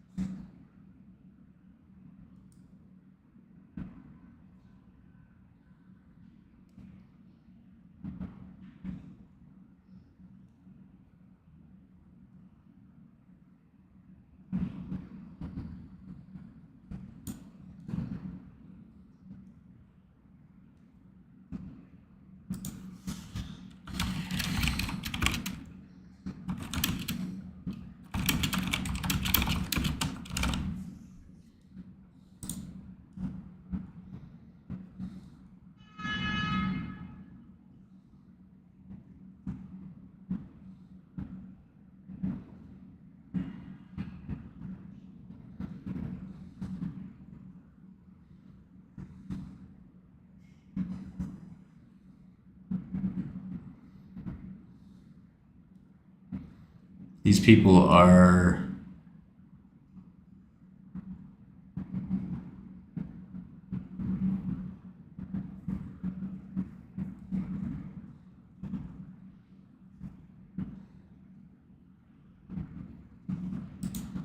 These people are... Their money will soon be parted from them. What the fuck is wrong with these people? ATYR ecosystem? What the fuck? It's a stock. Ecosystem? Ecosystem? Ecosystem? Ecosystem. I'm the predator and you're the prey. That's pretty much it.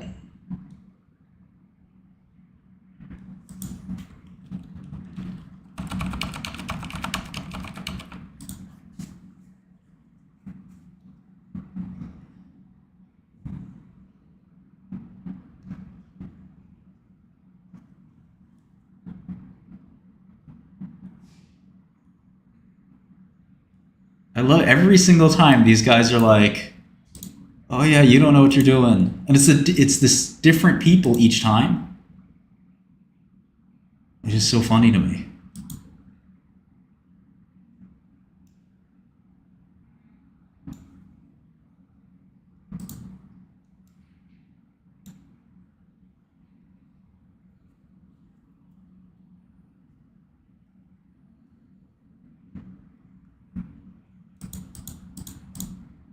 I'm trying to participate in their chat, but I'm not allowed. Oh, I'm allowed. I'm in.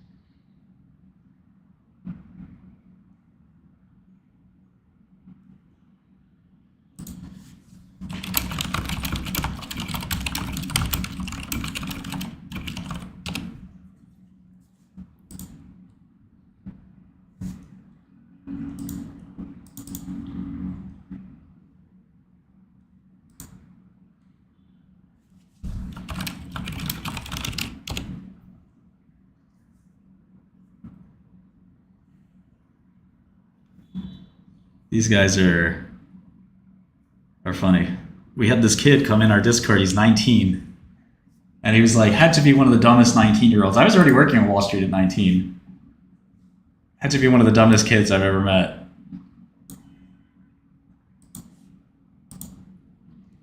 He's like, I think the data's good. Oh man, it was the cringiest thing. And I was trying to be benevolent and explain how drugs work.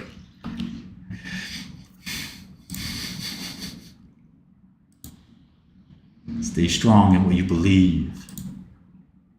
Yeah.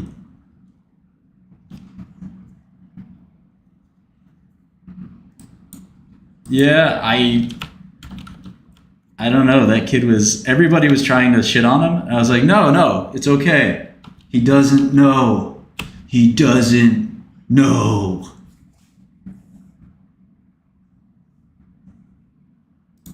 Thank you, Jonathan.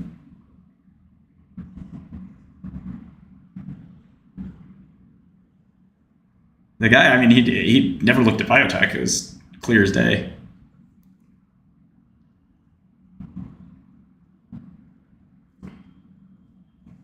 The Magra map.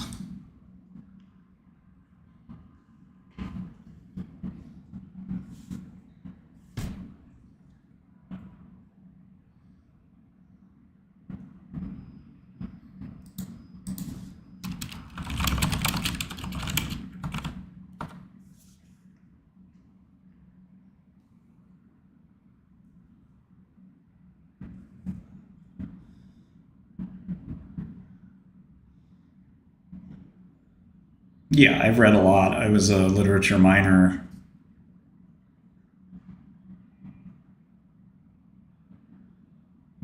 Well, this kid's 19. I mean, he doesn't have any money to begin with, so... He's hilarious. He was like, I made a few thousand, and we're all just like, bro.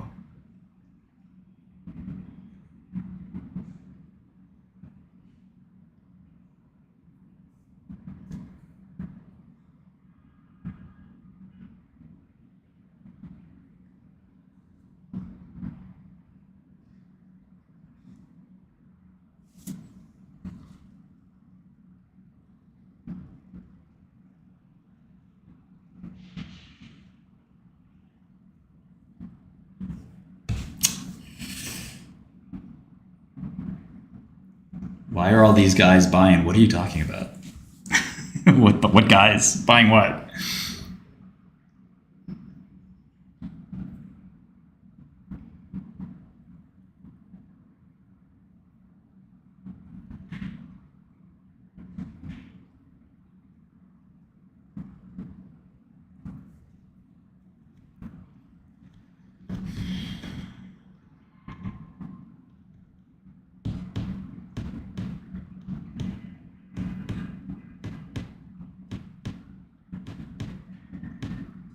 Yeah, there's a lot of myostatin attempts to make myostatin work. Thoughts on thoughts on thoughts?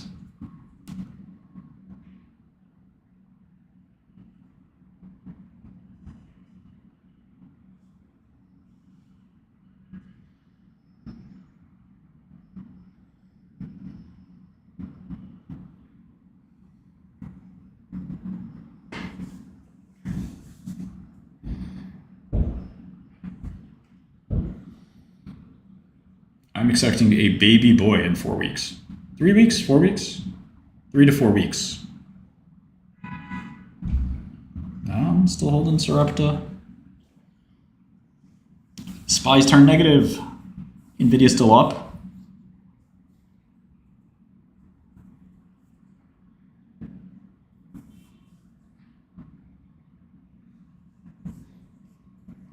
Yeah, after the new Novo Nordisk news, I don't know if you saw it, Spura, but Novo Nordisk has lost like 200-300 billion in market cap.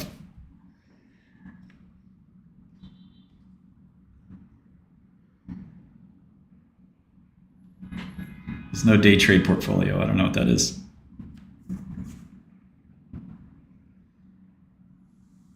Yeah, he deleted it, skating.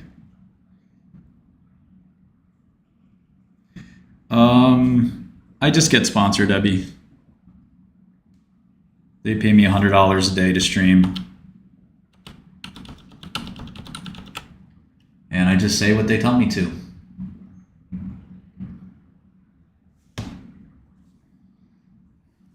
Immune is cooked.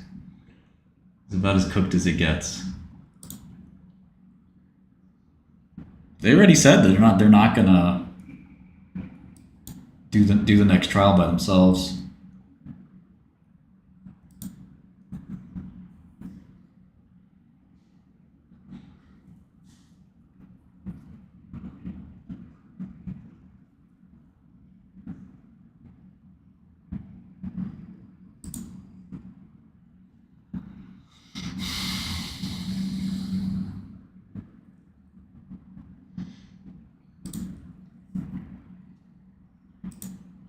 I'm just a puppet.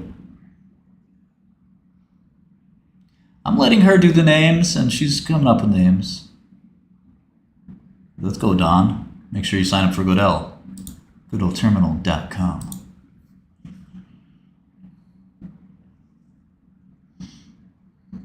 Yeah, Karen seems to be out as far as names are concerned.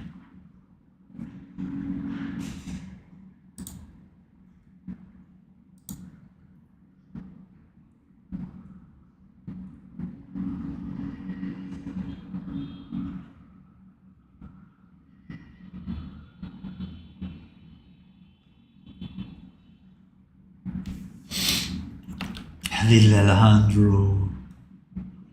I don't think I'm gonna name him Alejandro.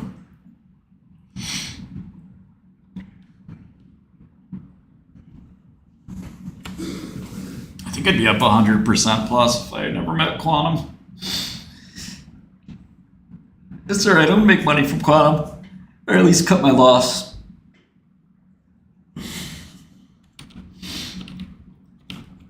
Fuck United Healthcare.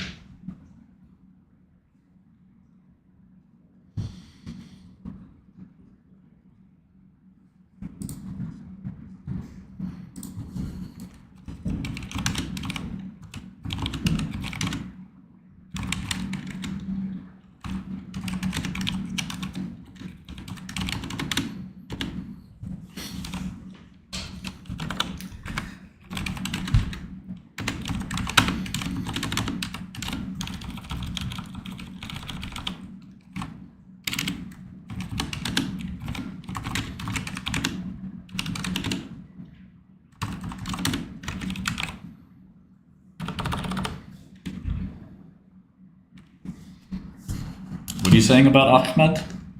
Allahu Akbar! I can't hear you. It's prayer time, bitches.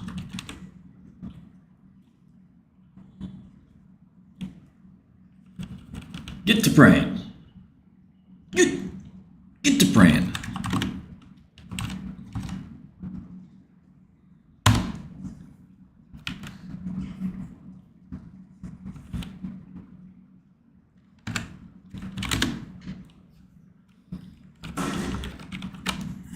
We don't miss prayers here. Ashhadu Allah. I gotta say, the call to prayer in prison was the most annoying shit ever.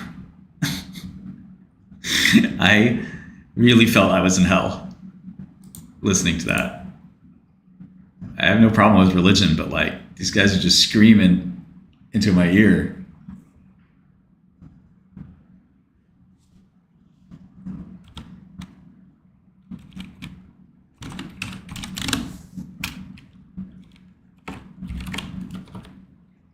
Alhamdulillah.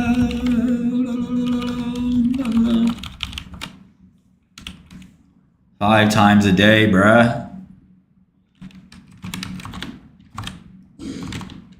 I used to say they're doing too much. That's a ghetto slang way of saying something. Like, you don't like what they're doing. They're doing too much.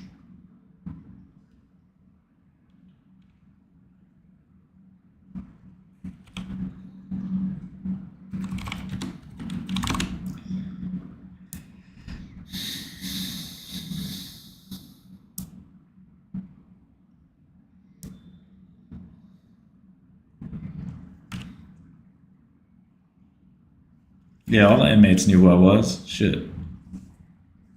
Ain't no secret. Now, Sam Bankman should have gone with the backstory. They're still gonna know who he is too, but you know, he could embellish a little bit. Yeah, tell people he's from Oakland, not Berkeley. Start memorizing the street maps of Oakland, because someone's gonna challenge you. So someone's gonna be like, "Oh, you from 105th too?"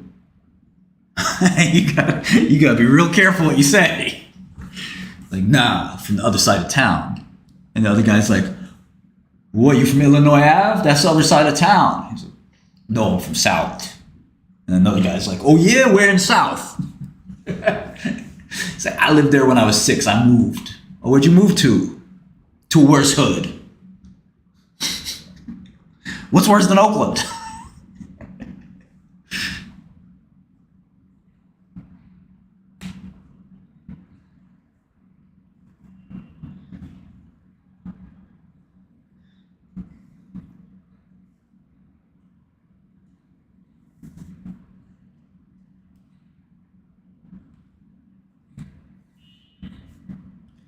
No stolen valor. I lived near a Whole Foods. Fucking Sam is like the least masculine man of all time. This guy is the definition of soy jack.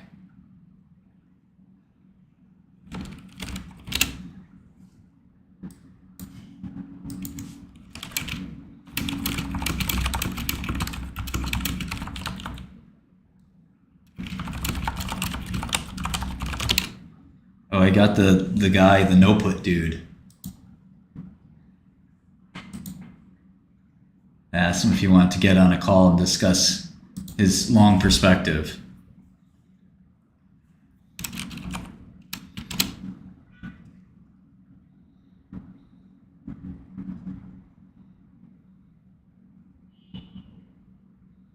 I don't miss being. So where are you? So I don't miss the brown uniform. I don't miss those walls. Ooh, did not like that. Yeah, I'm in MDC Brooklyn. In a little side room.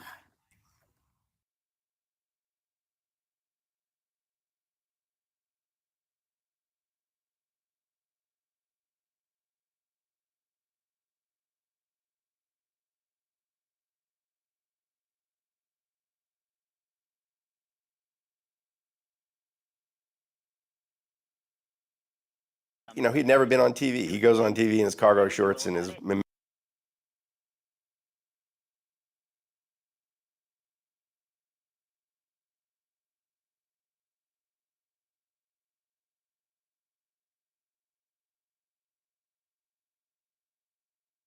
Like, you don't drink, right? No, I don't drink. And I don't smoke. So nothing.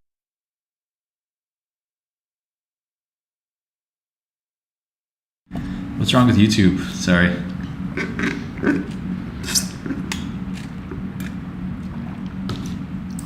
Yeah, I think he got in trouble. Like, you don't drink, right? No, I don't drink. And I don't smoke. So nothing. What the hell?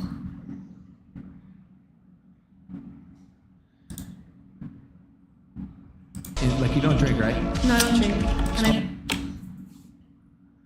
Like, you don't drink, right? no, I don't drink. And I don't smoke. So nothing. YouTube's useless.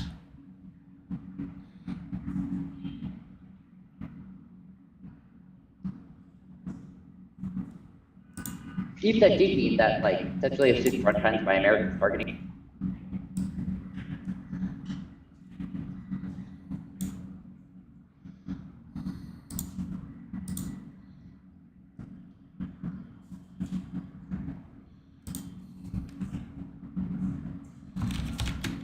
American retail had to be licensed.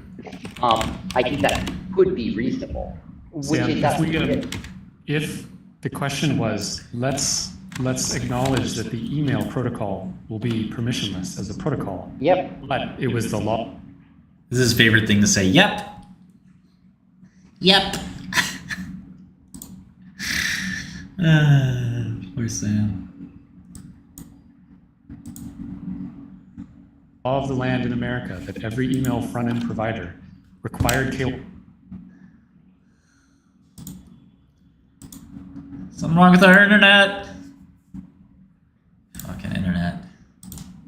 It's just probably YouTube. If that did mean that, like, essentially a student front trends by American targeting.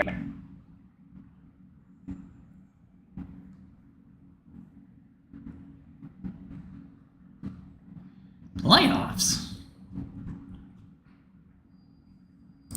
American retail had to be licensed. I think that could be reasonable.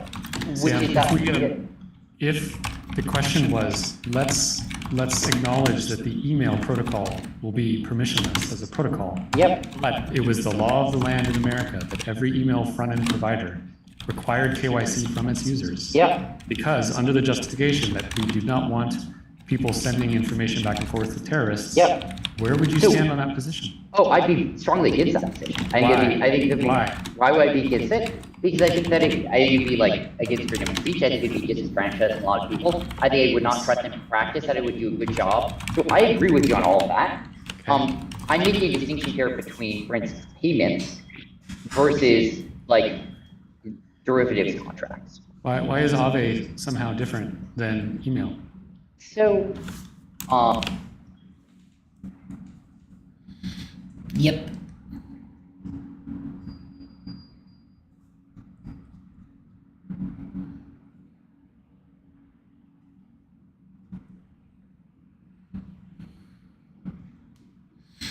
What the?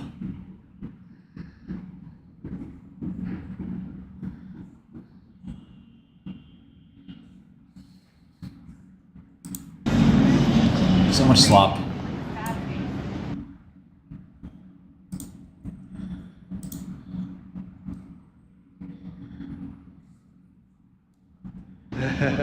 Hey, how's it going?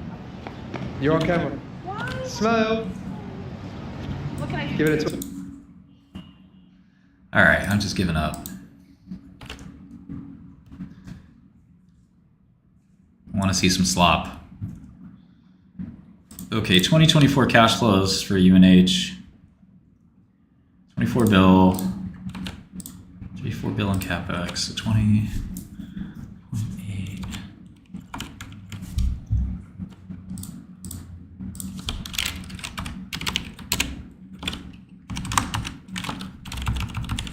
I don't know why anybody would be excited about UNH. I mean, peak cash flows.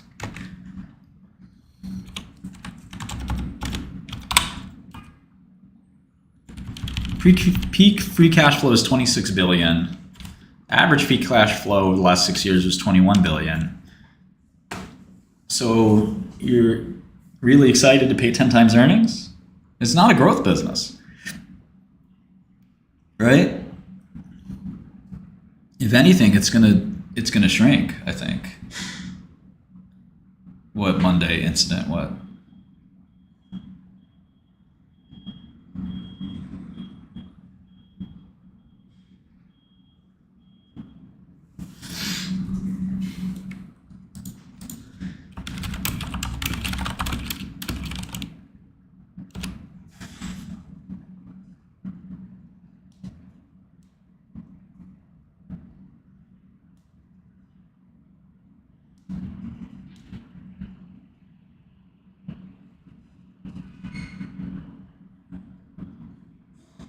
Yeah, I obviously heard about the shooting. I'm 3 blocks away.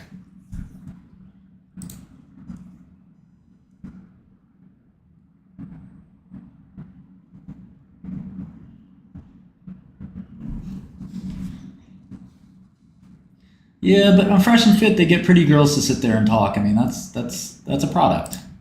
There's something valuable about that.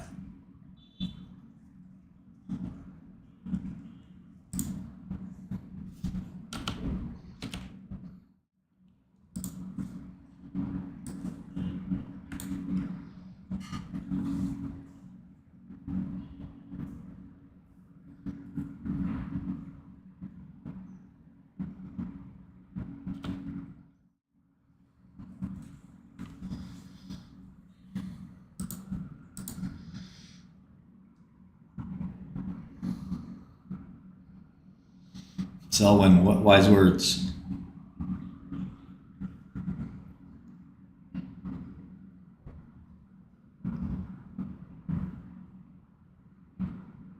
You got a problem with my transition? Wait, how do you get the 5% growth? That's the problem. J dude. I wouldn't bake in 5% growth necessarily.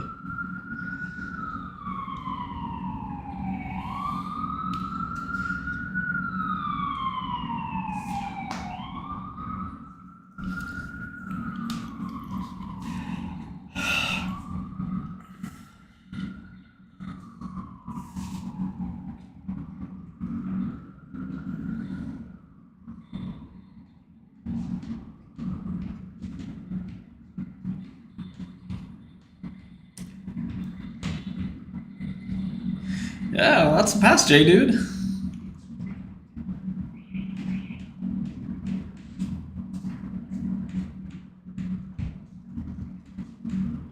The big question is, do you think there'll be healthcare cost inflation?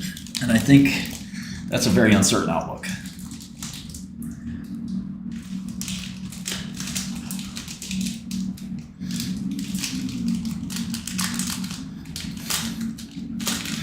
Put in negative 5% and tell me what you see.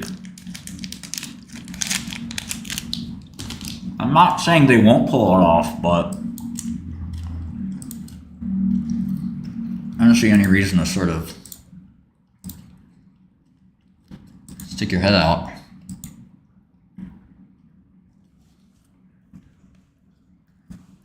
Especially while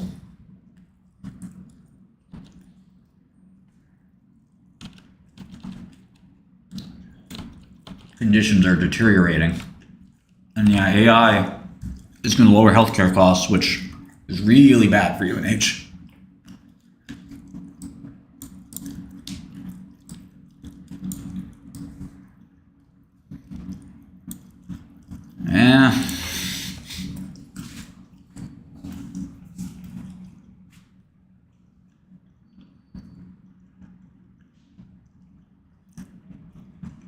It might be okay, Jay dude. It might be okay, but remember, by definition, it's not a growth business because they can't get more people into their healthcare plans. There's only so many people in America.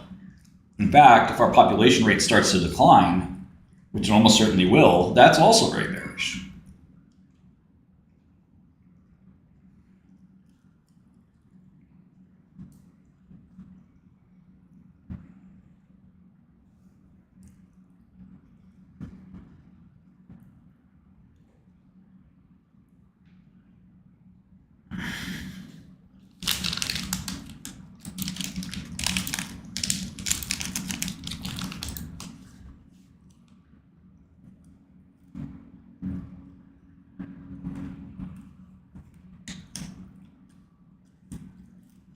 Yeah, revenue doesn't count if it's MLR.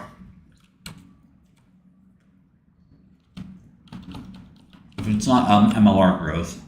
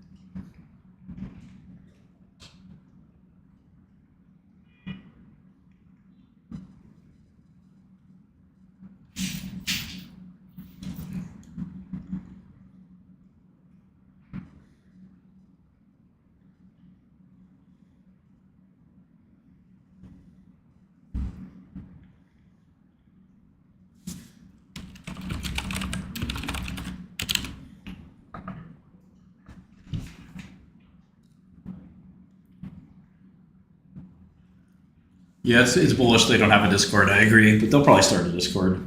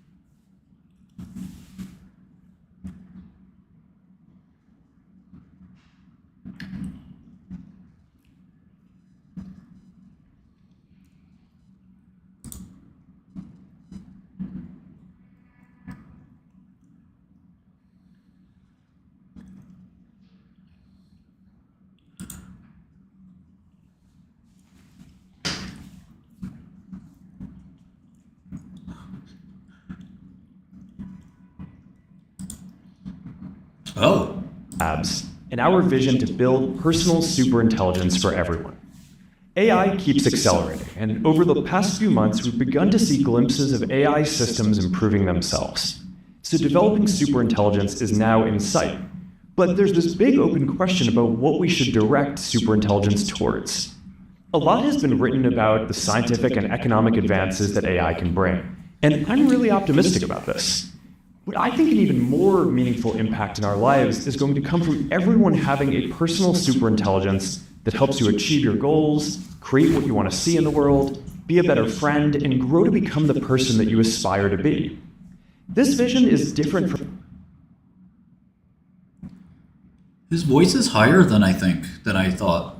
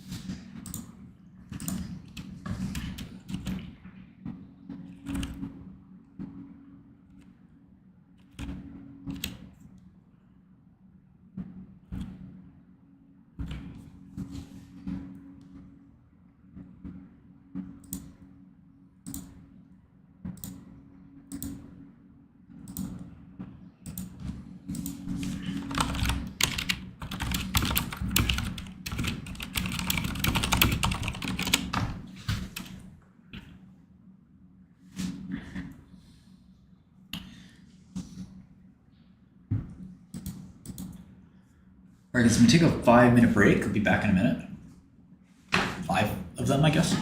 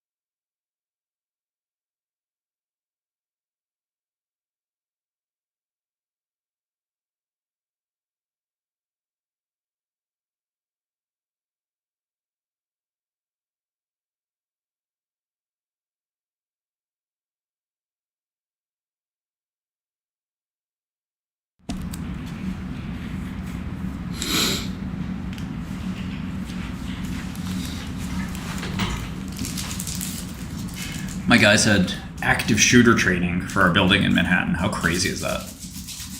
Makes me want to just go live on a...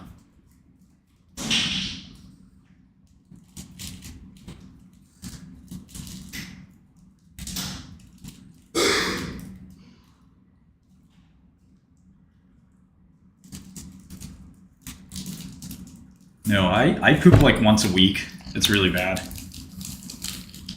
Even though I eat a lot of fiber. And I go in the women's bathroom. Because there are no women on this floor. And it's just like my personal executive bathroom. I don't give a fuck.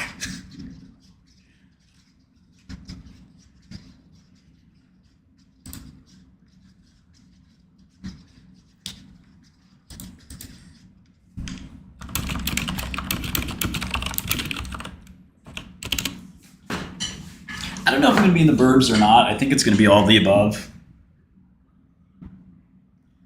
When you're super rich, you know, house in the suburbs, house in Manhattan, apartment in Manhattan. We're bi-coastal.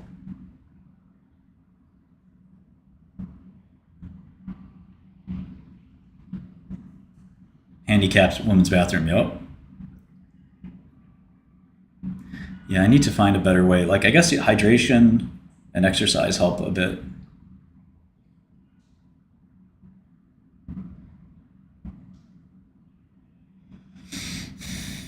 I take mostly just Claritin.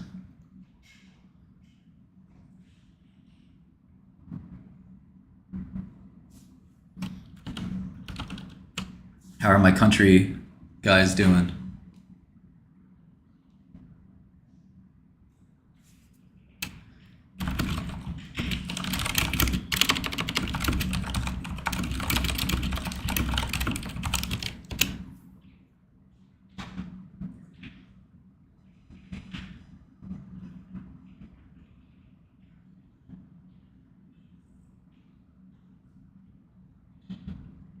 Oh, okay, Larry. So you're maybe not who I thought you were. There's a well-known woman lawyer on X who I do chat with. Not every day or anything, but once a month or two.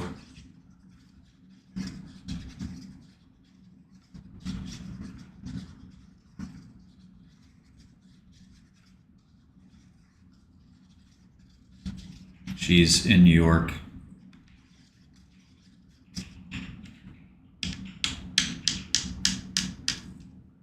Oh, Dan, I was up, how much? 2,400% in Q4 of last year. Does that count? Does that count? Oh, I was certain that was you, lawyer. Crow.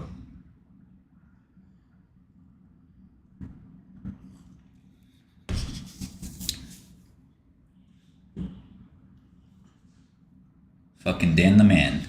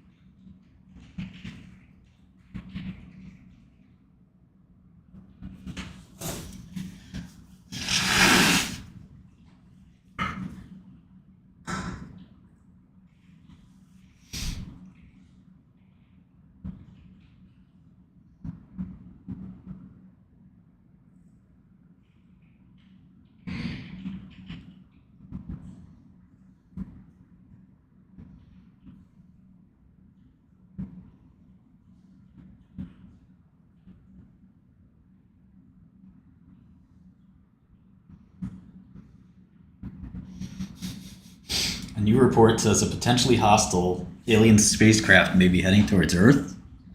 Let's go.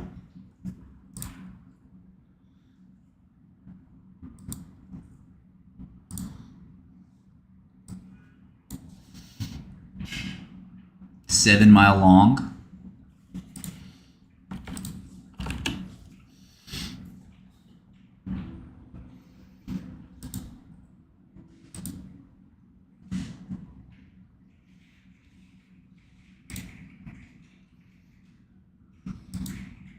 Bullish. Okay, how do we trade this?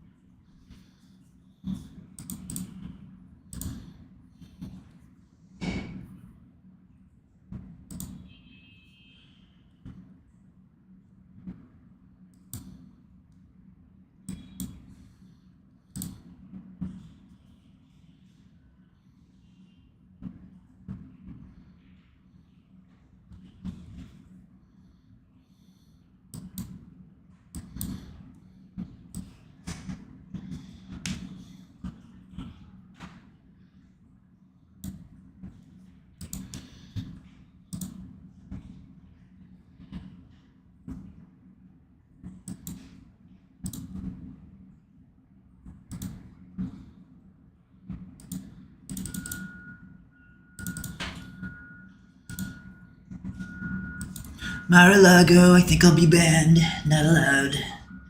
Sorry, Skrelly. Not rich enough.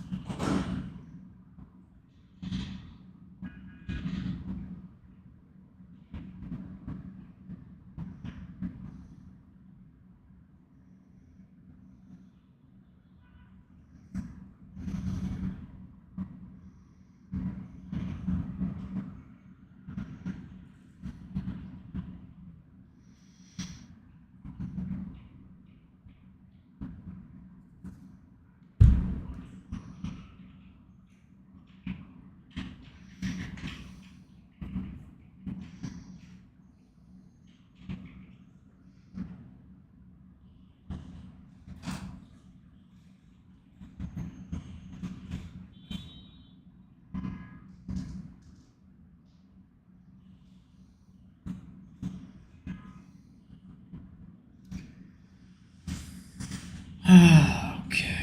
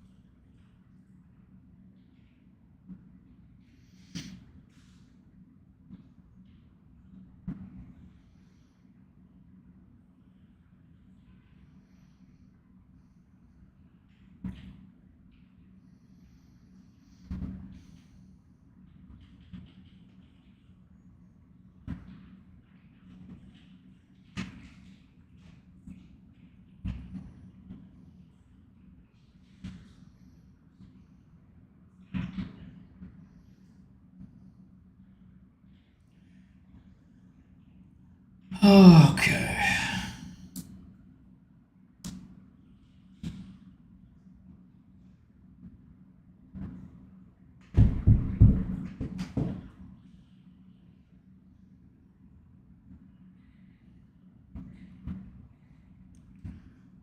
through my cell phone.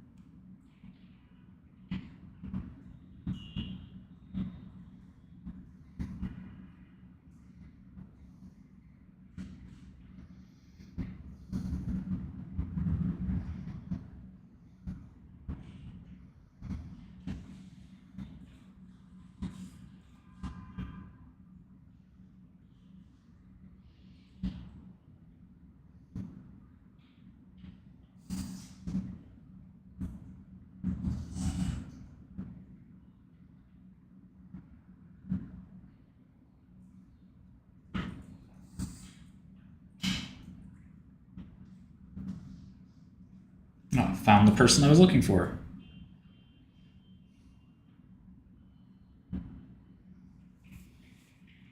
I hadn't gotten back to them in 3 months.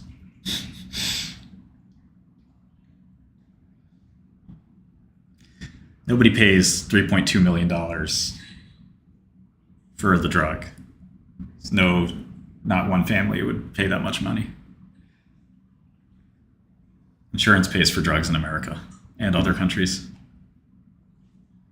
It's surprising people still think that, like, there are people out there paying millions of dollars for a drug or something like that. It's kind of wild. But, you know, I don't expect everybody to know the healthcare system like I do, I guess, but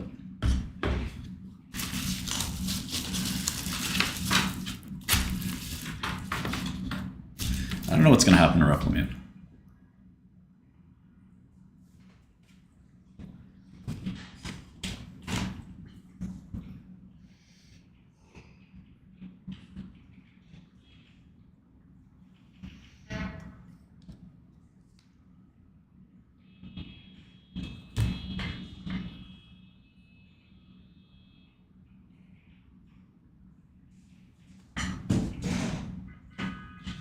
Give me 2 seconds.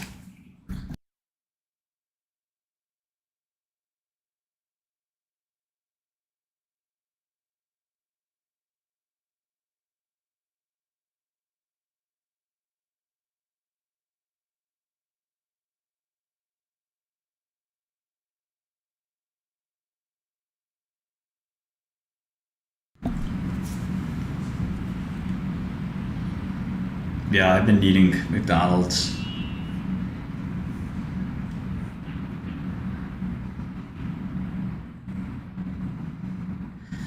Yeah, I don't know. I mean, I personally think healthcare should get simpler over time, and technology will help that. I mean, United Healthcare, Blue Cross Blue Shield, Anthem, all these companies, WellPoint, Aetna, they made more sense when it was kind of hard to like coordinate all this shit.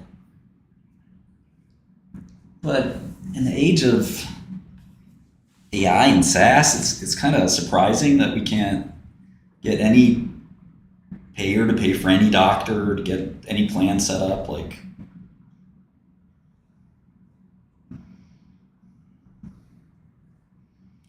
I know, Danny, you want to understand medicine, but you don't want to study medicine. It doesn't make a lot of sense.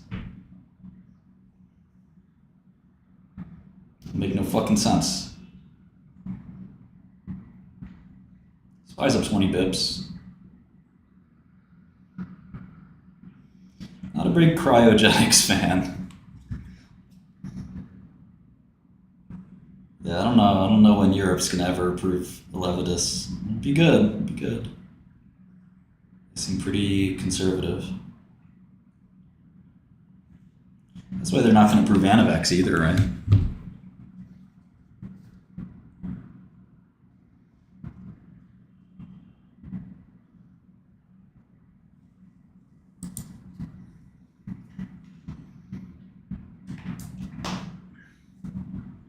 Drug companies are finding less and less drugs. There's just only so many diseases.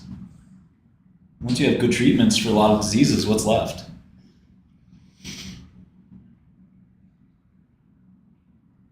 Nobody cares about any industry being alive or not, other than, the lobbies, but you can't just,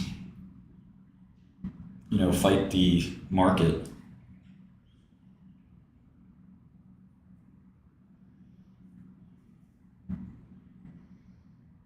What am I looking for?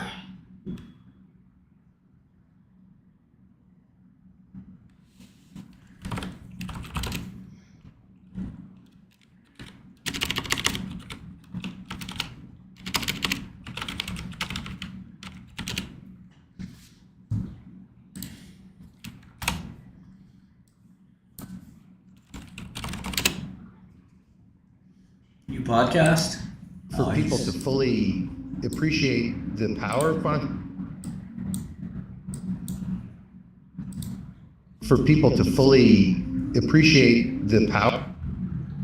What's wrong with YouTube today?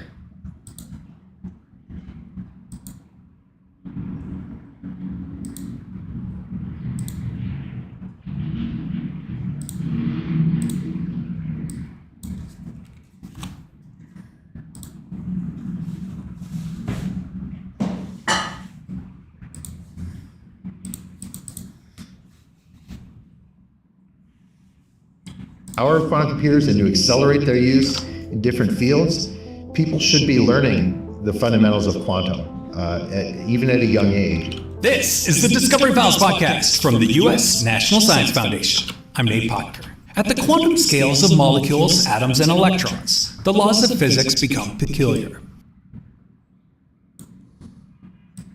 NSF-supported researchers are exploring how to control the behavior of these quantum systems to translate quantum knowledge into next-generation technologies such as quantum computers that can tackle complex problems that are beyond the capabilities of even the most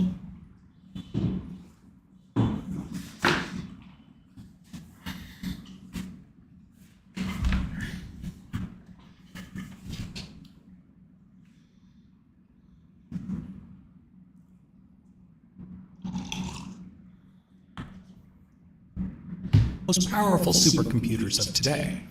We're joined today by Christopher Monroe, Gilhooley Family Presidential Distinguished Professor of Electrical and Computer Engineering and Physics.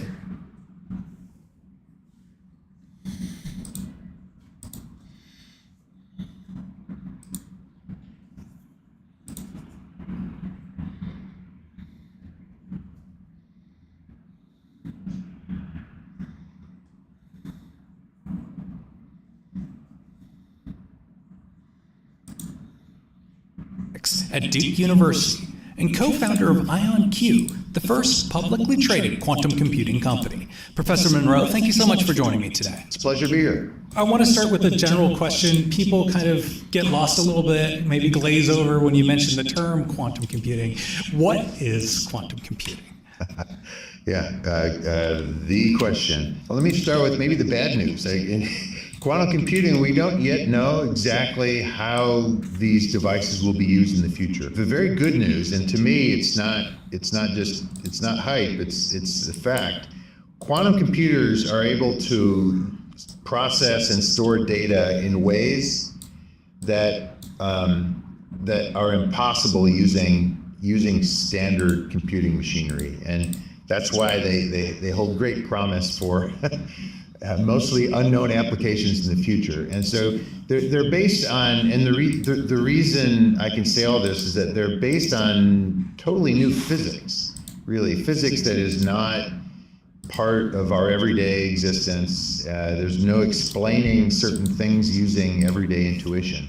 So this is interesting, and the downside to that is that people aren't used to them. There's some very weird ideas behind it, and some people don't even believe it. I think we're maybe, fortunately, beyond that second statement that people are starting to understand that I'm sure we'll talk about the industrial play in quantum these days. It's largely driving the field now. It's a very interesting time.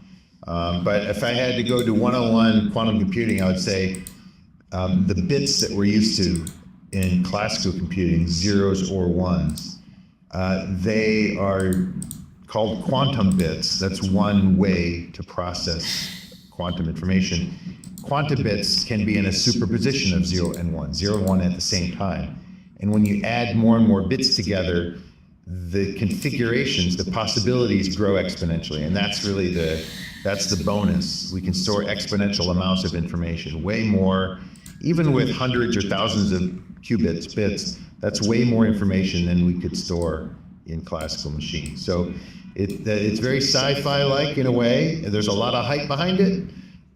We know they're going to be useful for something in the future. The question is when. It's a wonderful confluence of fundamental physics and very applied engineering and real devices of the future.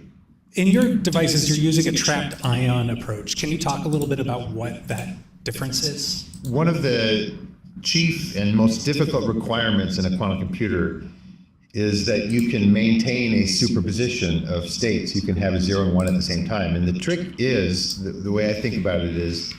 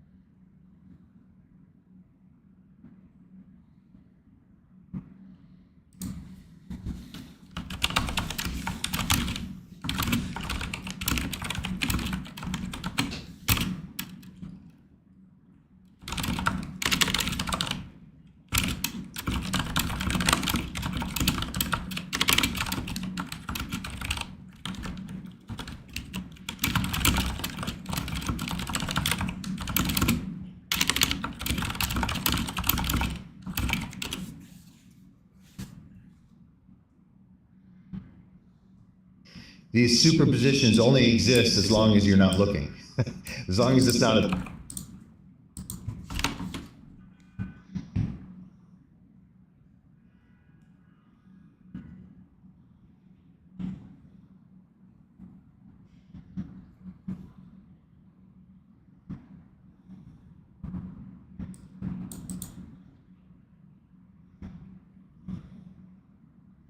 observe. So you demand an extreme level of isolation.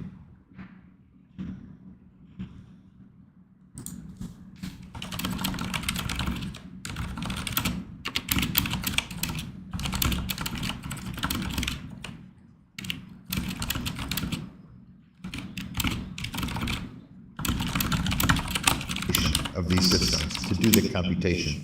The computation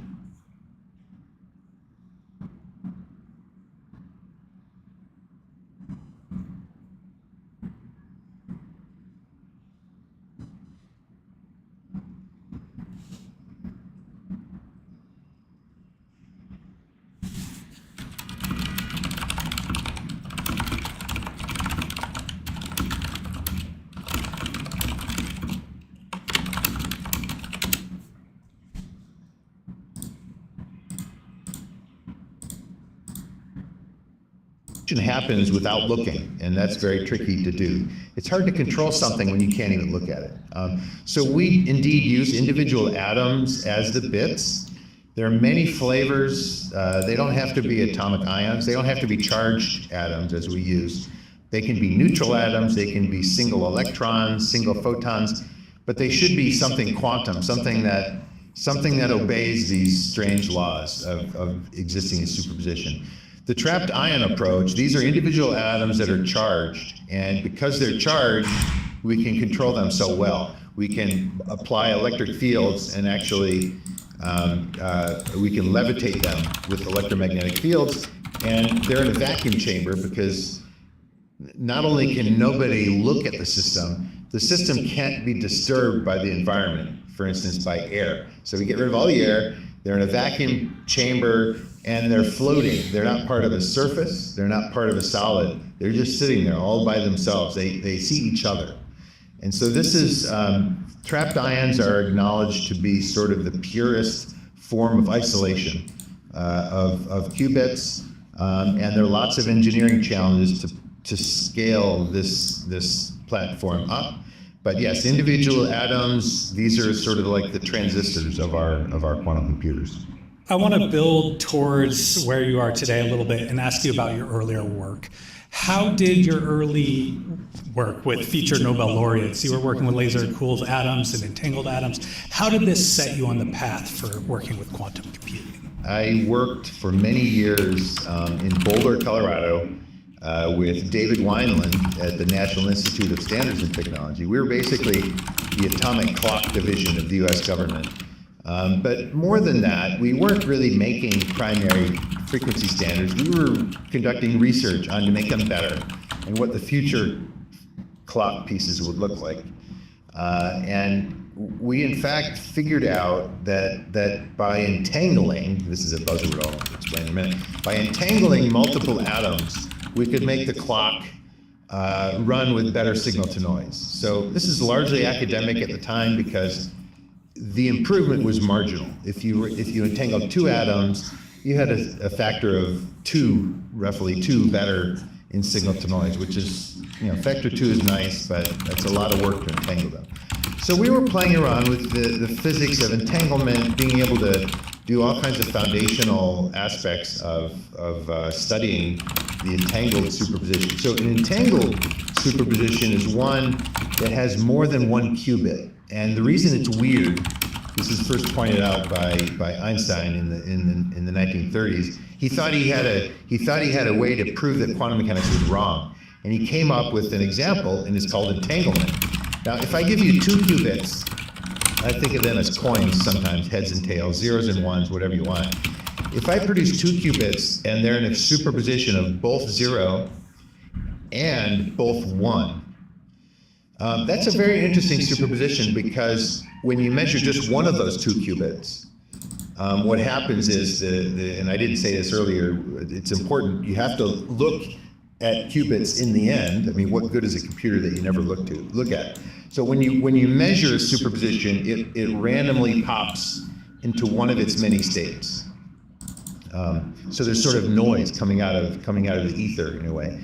This superposition that's entangled, I mentioned 0, 0 and 1, 1. When you look at just one of the two qubits, you know its state, you measure its state, 0 or 1, but then the other one gets measured also, implicitly, at the same time, because they're correlated. You prepared them in this entangled superposition.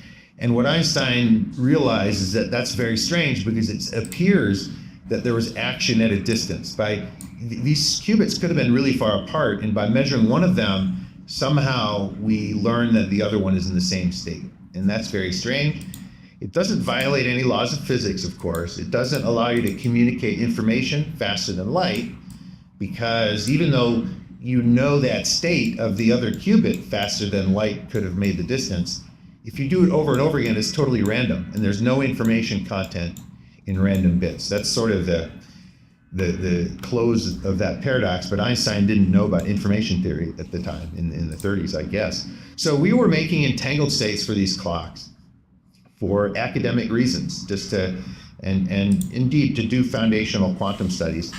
And then this is 1993, 1994, and then Peter Shor published his algorithm that showed that if we had a quantum computer, we could factor numbers into their primes. We could therefore break codes, break public key encryption systems. And this was a big deal because it seems to have changed the complexity class of a certain problem. In other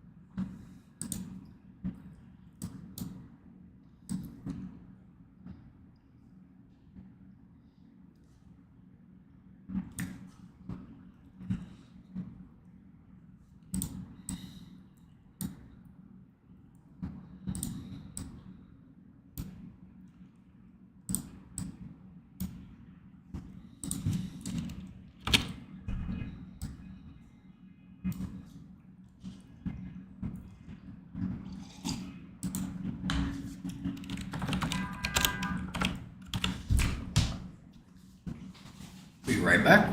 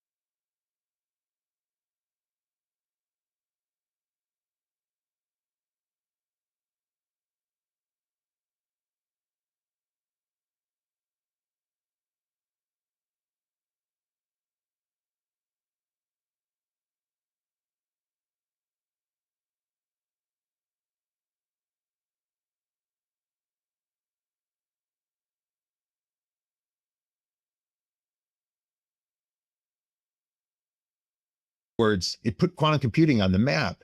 It showed that, yes, there is an application. It's not, as I said earlier, we don't know what it's going to be used for. We do know there's one exception. We know it will be used to factor numbers, which sounds kind of boring in a way, but it's very important for cryptography. So we sort of backed into the field of quantum computing by making clocks. And, you know, I guess I lived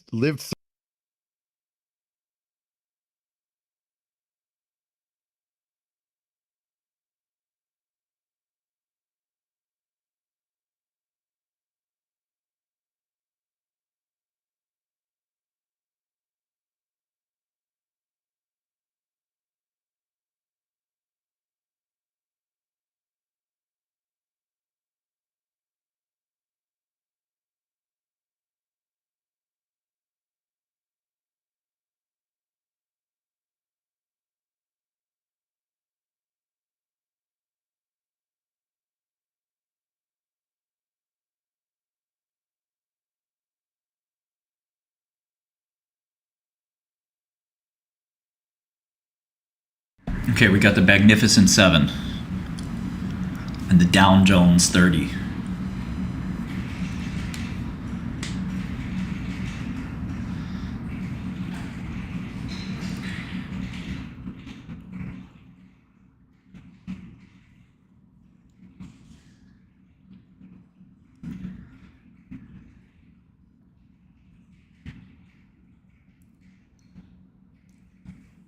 through that, and I'd been told that you do basic research.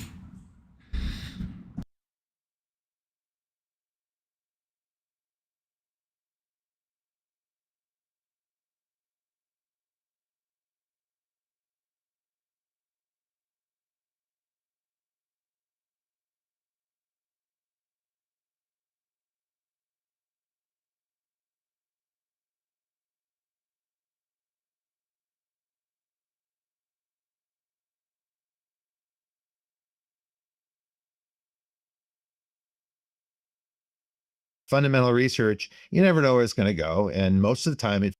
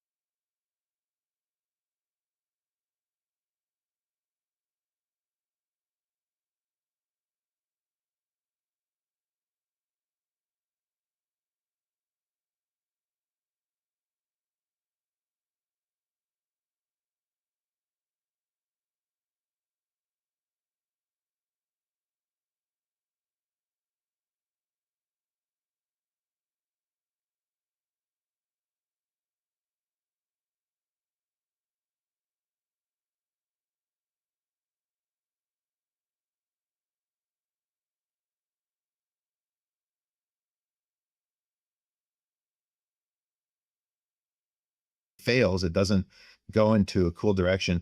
But this is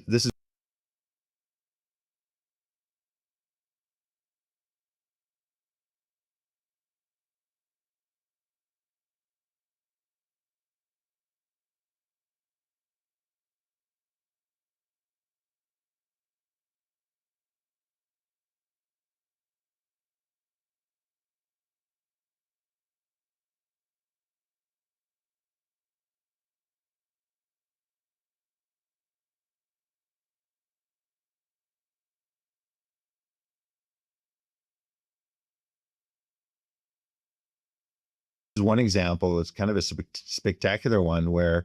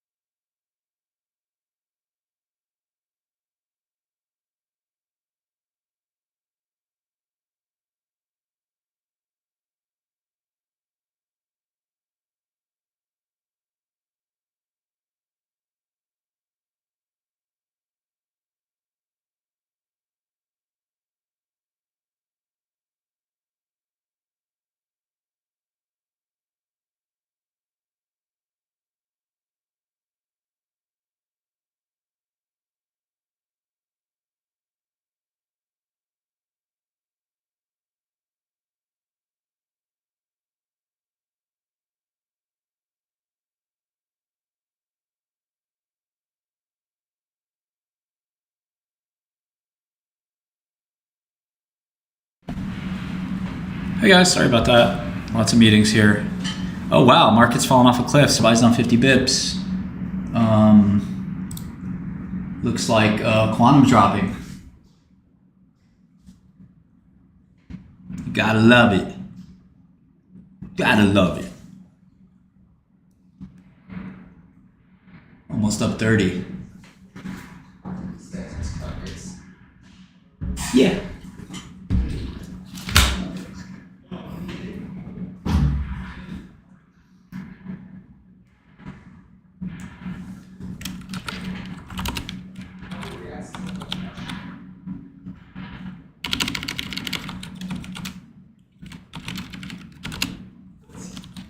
Up 28% here.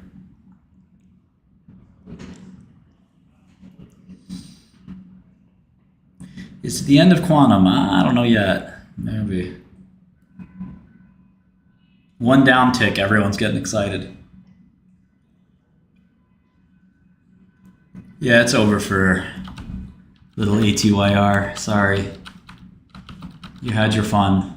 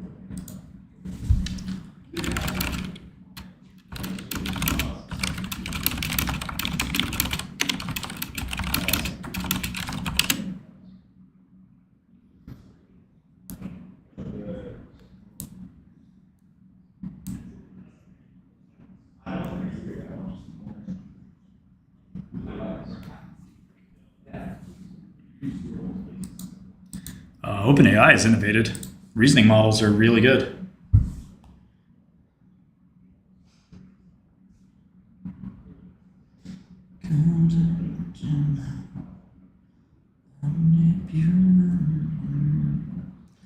My heart is glowing fluorescent on your dose. Another prophecy come true. Just been goddamn mean to you.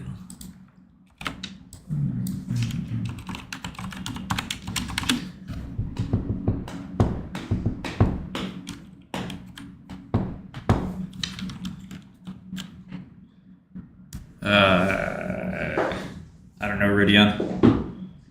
I have to write new reports.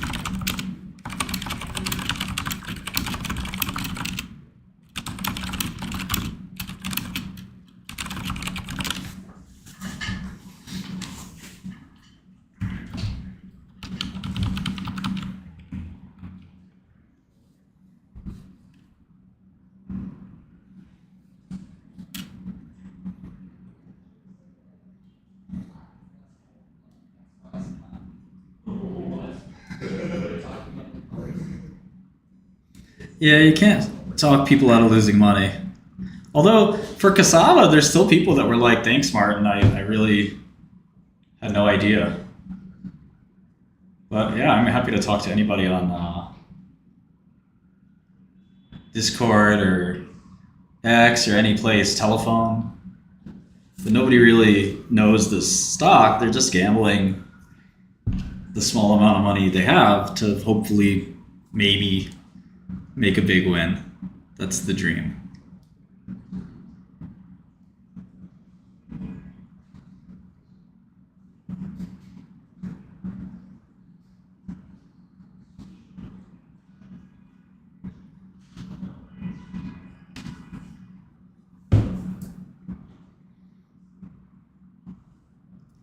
Most people are stubborn and emotional about stocks.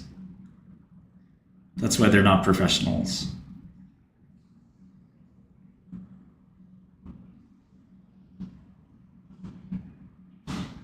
Professional doesn't care. It just says, tell me the information. Thank you. Tell me the information.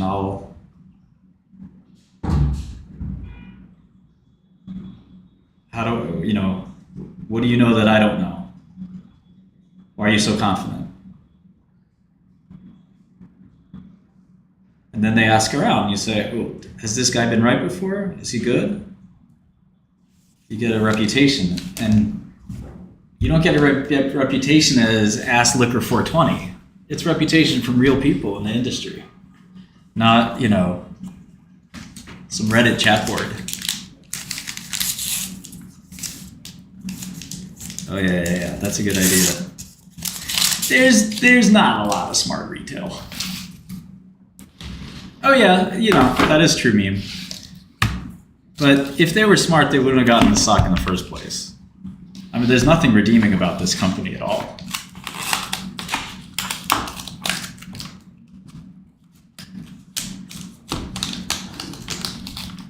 I mean, I've been around the internet before these kids were born. The 19-year-old kid yesterday if he's any indication of the type of people in there, that was one of the dumbest people I've ever spoken to.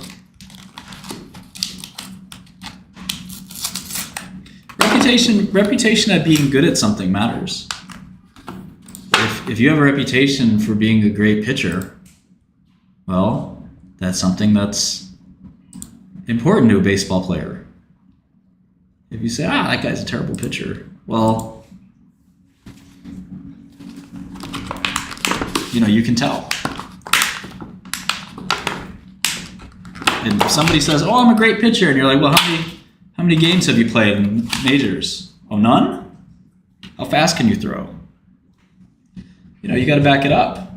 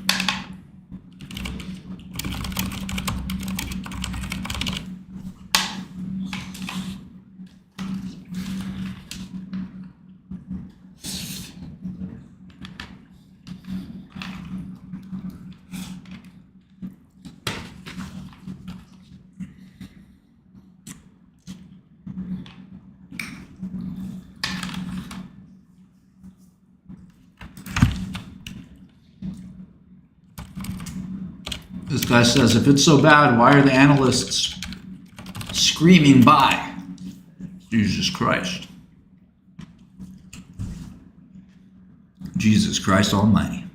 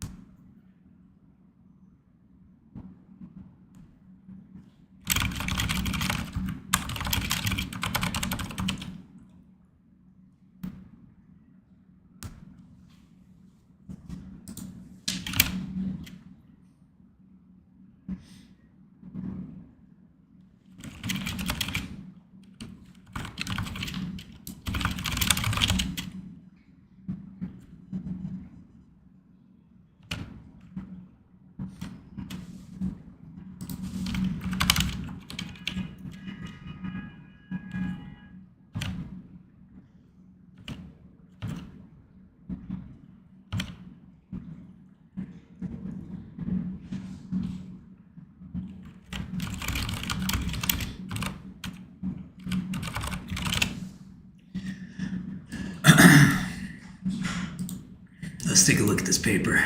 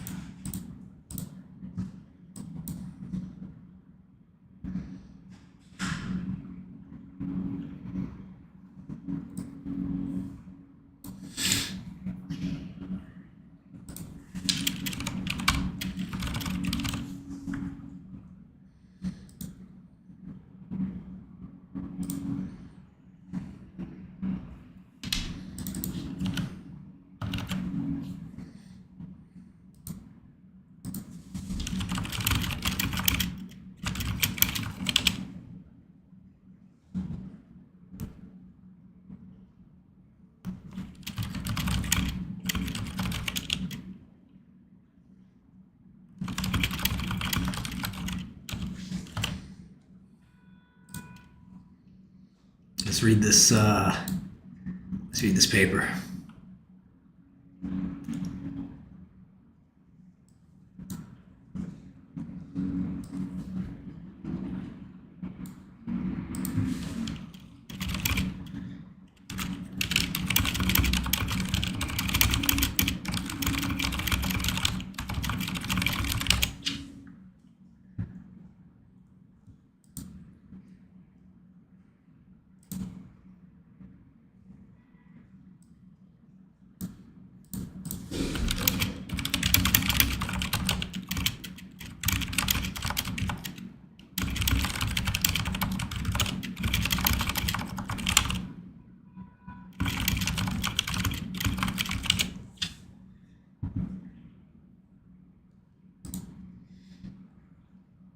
Okay.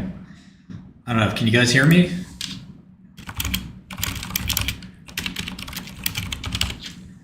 But I'll go through this paper at least, and we can kind of go through what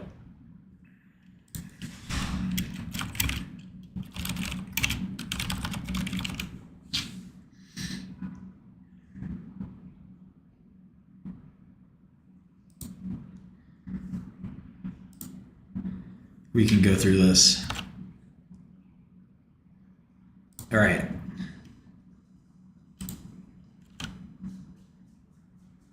I don't know if anybody can hear me or not. Despite diverse disease triggers, interstitial lung diseases. Now, interstitial lung diseases are a group of diseases, so keep that in mind.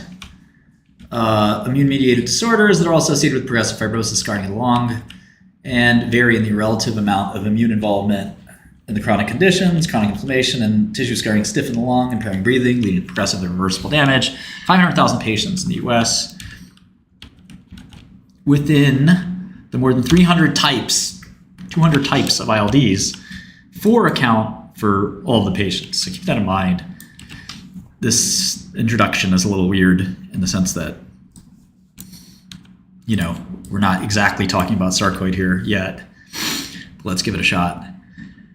Rank from the most to least inflammatory, okay?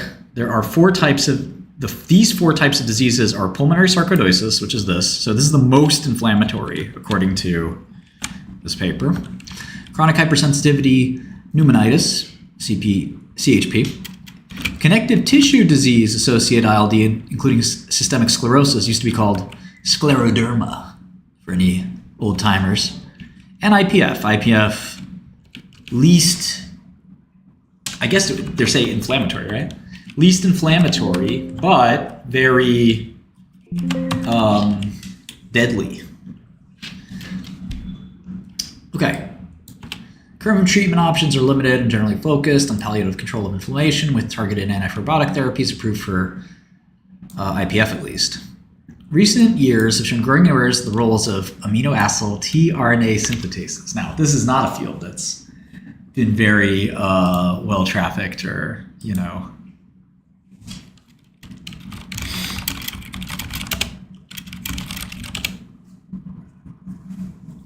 doing it very well. It has not been well trafficked or interesting to pharmaceutical companies. There are no drug companies that have really cared about tRNA synthetases. This is the only company is ATYR. So keep that in mind.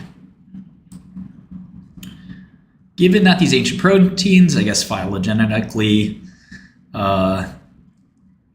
established the rules for genetic code to their amino acylation reactions, it was unexpected to discover a large array of previously unknown orthogonal functions linked to these enzymes.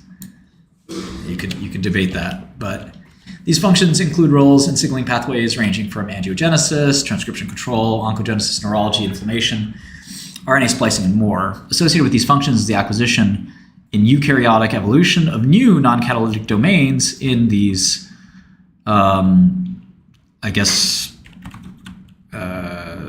synthetases. Amino acyl tRNA synthetases. So weird abbreviation, AARS, whatever. These domains are progressively added in eukaryotes as the tree of life ascended. Once added, remain part of AARS. These domains are either idiosyncratic to the specific AARS or are shared as structural homologs by a limited subset of the enzymes. As an example, an invertebrate model, a specific appended domain that is unique to seral tRNA, so this is serine, tRNA synthesis was shown to be essential for normal development of a closed vascular system. There are more than 100 AARS genetic mutations in human populations that are causally linked to disease, which include the homozygous recessive, compound heterozygous and dominant, and gain-of-function mutations. These mutations can appear well outside of the active site region and do not always cause the disruption of the catalytic function. Possibly related to these disease-causing mutations are more than 200 splice variants that have been reported for these proteins. These variants are expressed in a developmental stage specific and tissue-specific fashion and can be extracellularly released by unconventional secretion mechanisms. Most variants are catalytic nulls, ablating or partially resecting the active site by retaining the newly appended or inserted domain. In a screen of an array, here we go. This is maybe the important part here. In a screen of an array of cell signaling assays in which purified protein versions representing translated splice variants were applied extracellularly, many of the splice variants induce cell type specific activities likely mediated through interactions with cell surface receptors.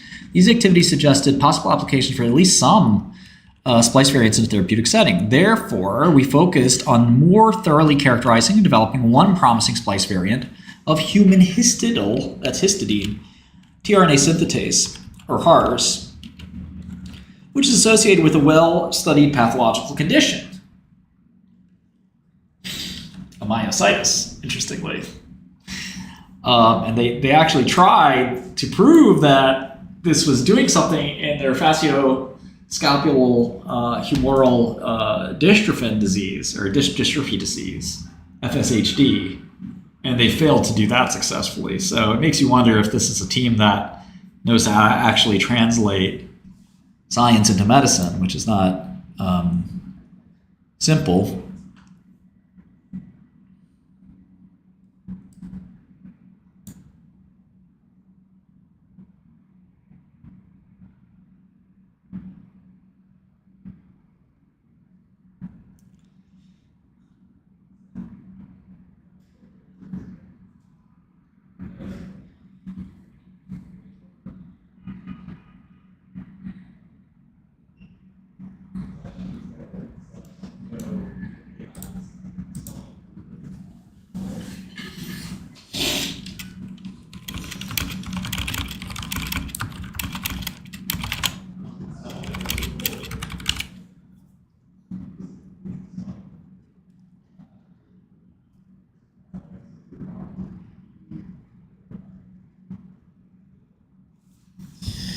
This is like a collection of the dumbest people in the world.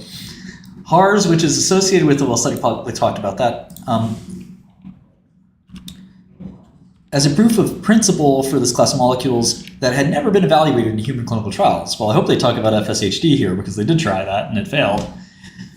The N-terminal domain of HARS is targeted by autoantibodies.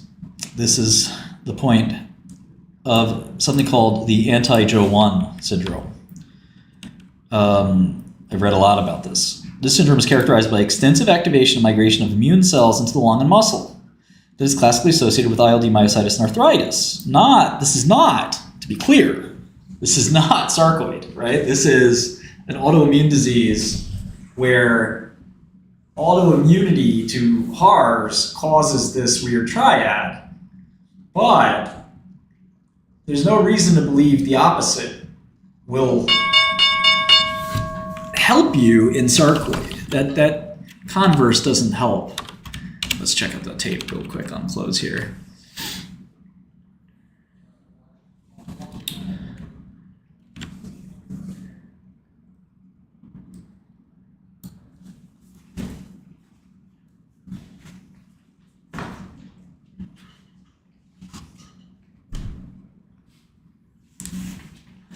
Meta's going to report at some point soon here.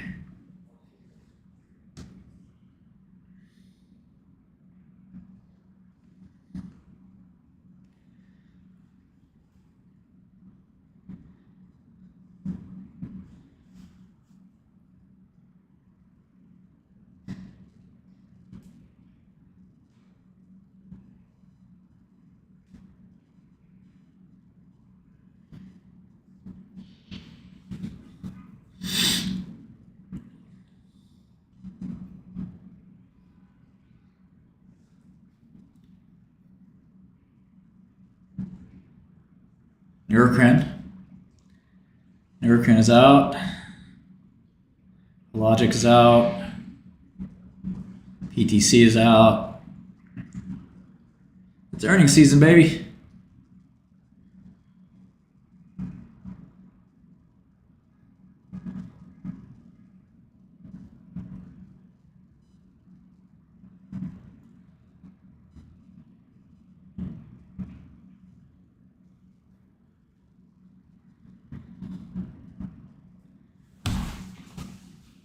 Is this it? Is this here? Can I get a water, bro? Can I get a water? Fucking guy. Can I get water? Sure. Thank you.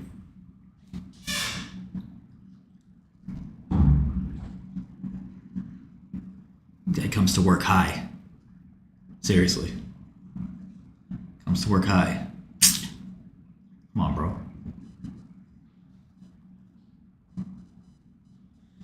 Did you come to work high again? What you mean? What you mean?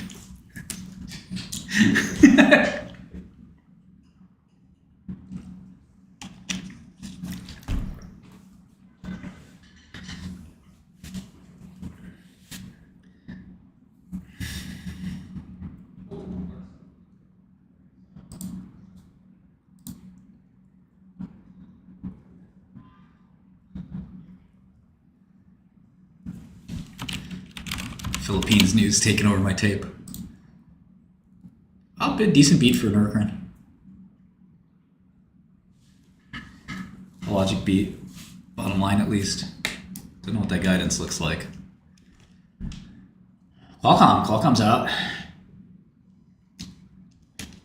It's a beat there. Let's see if Qualcomm's up.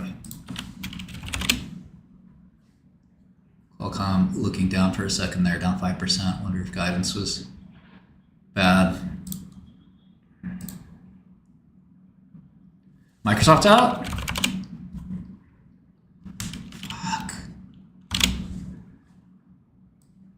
Microsoft posts on their website. Fucking annoying.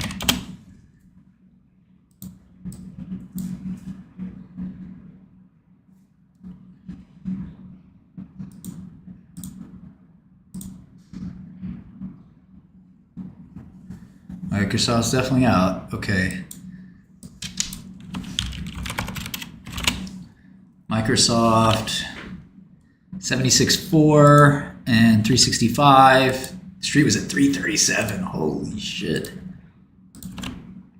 76.4. Wow. 3 billion ahead of consensus. Damn.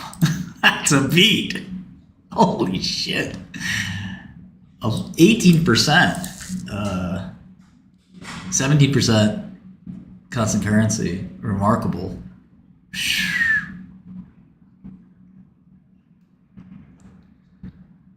Are they doing the suspenseful guidance on the call?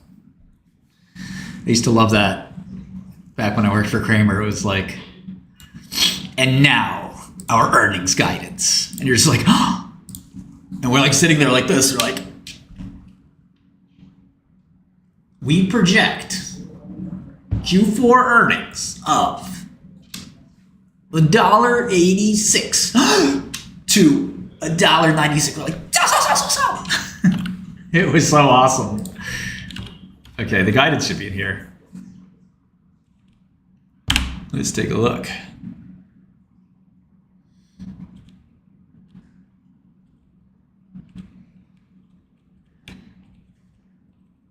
It's not in here.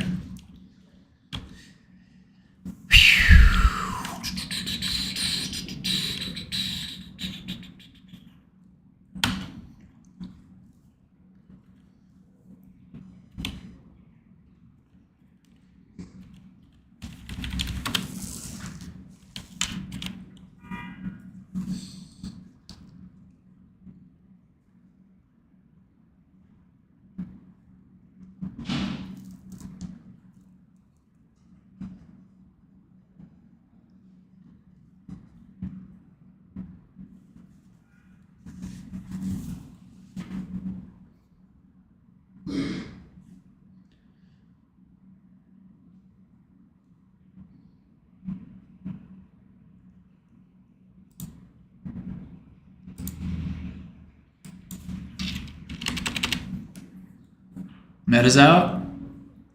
Wow.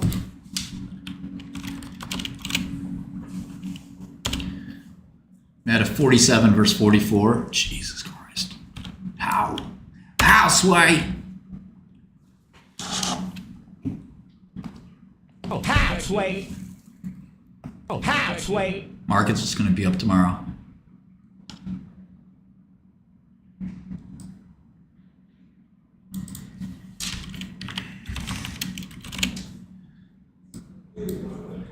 What's the meta revenue? They're always a little conservative on revenue. 47 to 55 is a serious raise, though. God damn. Microsoft and Meta just knocking it out of the park. We do a strong quarter again for Facebook. Suck my dick if you short my stock. Once again, I'm the man. Meta up 7%. Microsoft up 6%. AI is finally benefiting Reels, and Reels is taking over for all you hoes out there.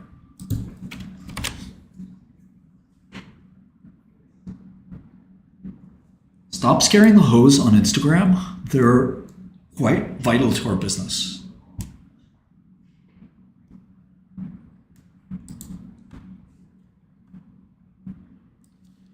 Full bull is back on the menu. I'm not happy.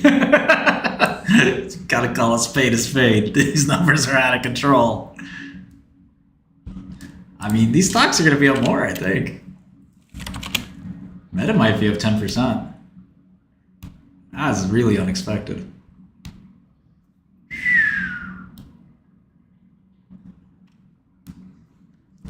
Once I have artificial general superintelligence, you're gonna all kiss my ass.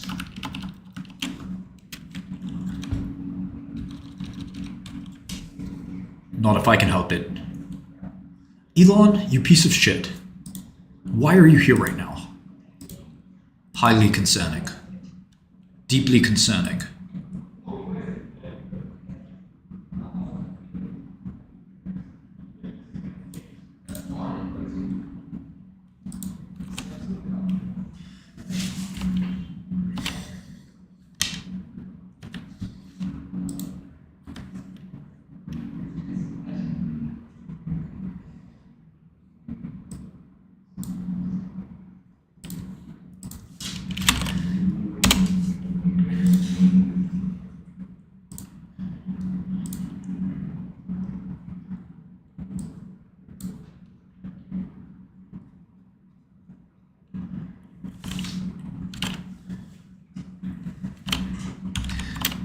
can't believe this number. So Meta, 22% revenue growth. Oof.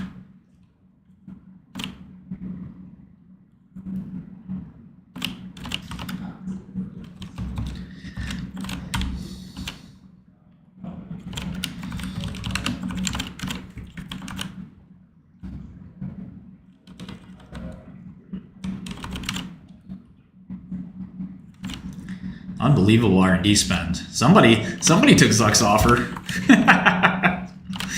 Somebody took Zuck's $1 billion offer. So he's doing this. Oh man,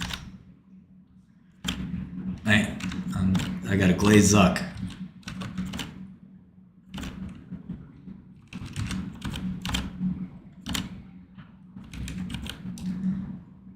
Record operating income while spending $3 billion extra on R&D, which that's that Skrilla he's putting out for the researchers, those OpenAI researchers, trying to buy people off with $1 billion, just throwing money left and right.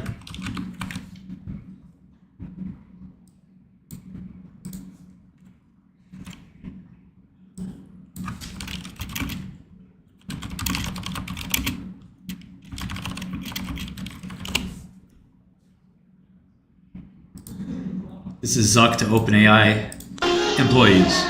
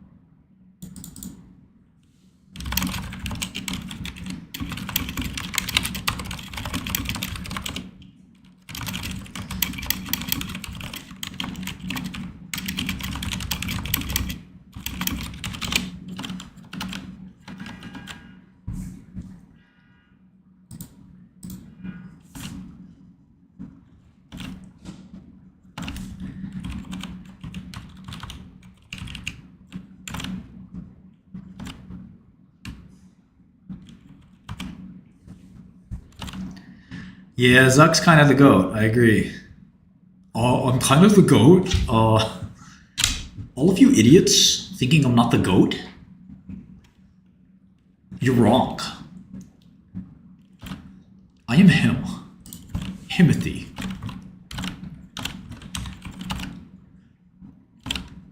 They say give him the Zuck. I don't know what they mean when they say that. What do they mean?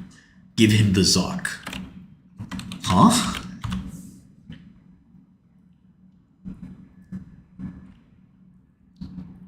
Yeah, remarkable performance. It's amazing that Meta Reality Lab's still struggling. Although, look, I mean, it's a $2 billion business. It ain't nothing. It's a loss-making business, obviously, but still a $2 billion business.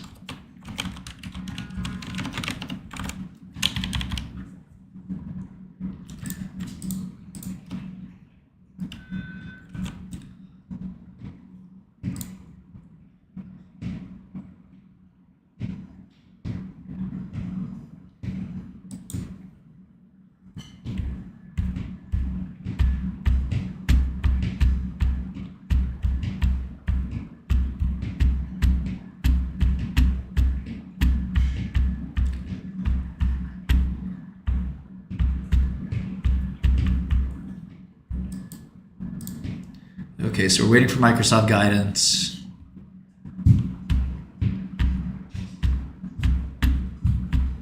Transmedics is out. Beat.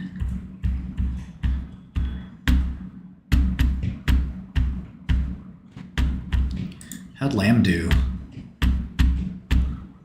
Big numbers from Lamb. Probably selling into NVIDIA or something.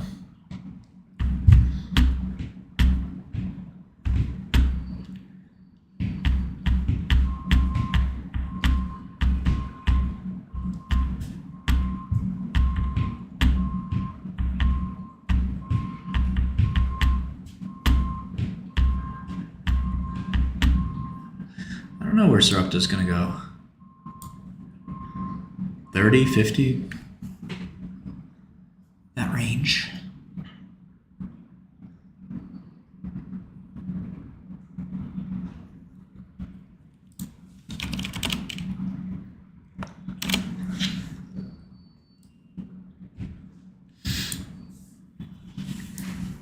Oh, Tidmarsh is acting Superhead. That's nice.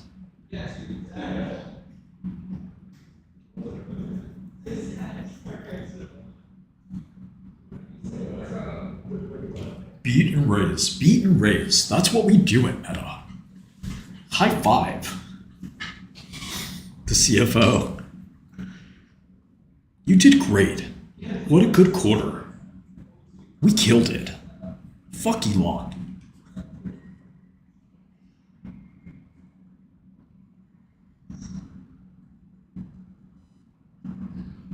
Oh, shit. Okay, Vinny. It's another one, isn't it? Robinhood earnings?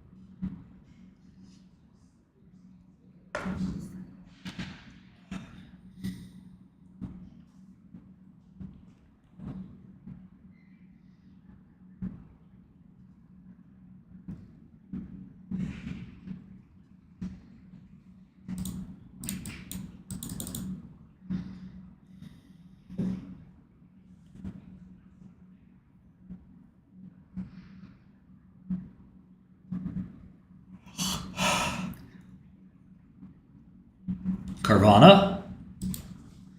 Fucking Carvana. Oh man, killing shorts. I never understood shorting this thing. Oh, this is gonna drop. That's not a big enough beat. Carvana swings a lot.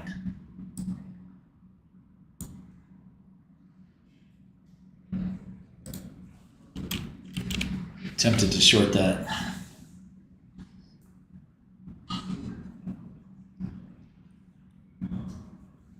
No, I'm not short Solace. I gotta get back in that trade. Are they gonna report their data ever? Next year?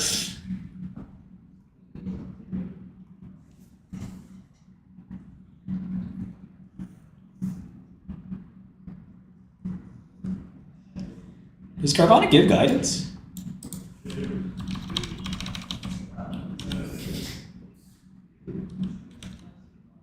I didn't think they gave guidance.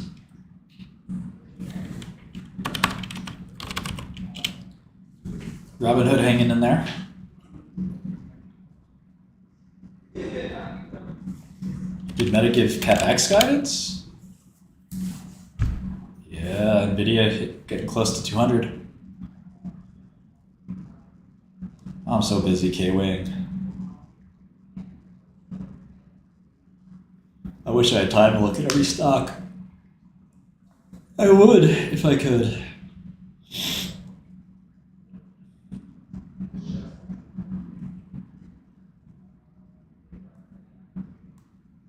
Earnings season, you're usually too busy to look at all of them anyway.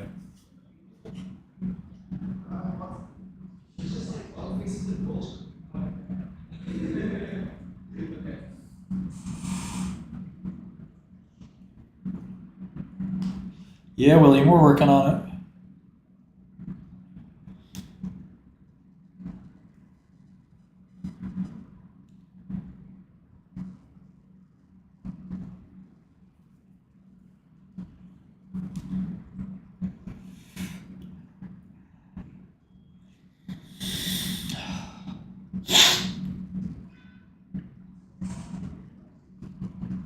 Easy season approaching.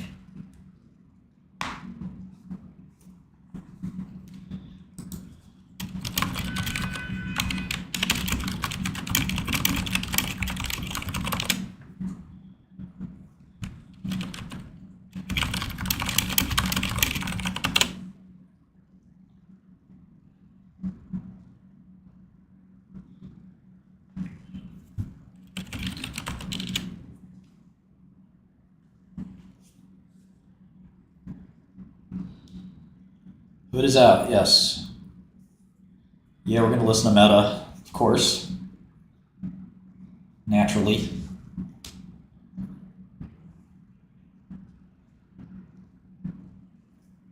Oh, Meta didn't raise their spending guidance?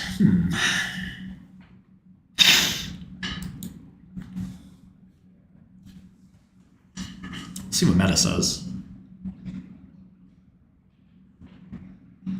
Cardano, a lot of people think is a fraud.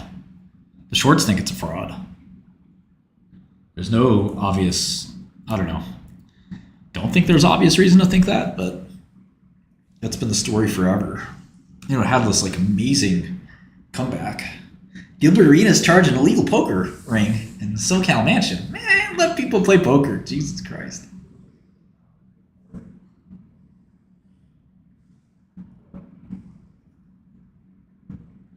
Okay, they did raise. Okay, they raised the bottom end. I see. How about Microsoft?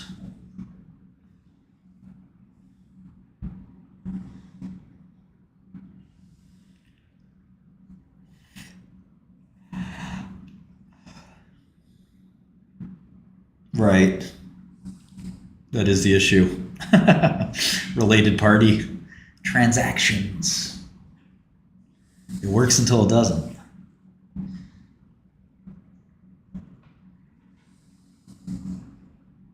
Yeah, I'm tired. But I don't want any coffee. I feel jittery. I just need sleep.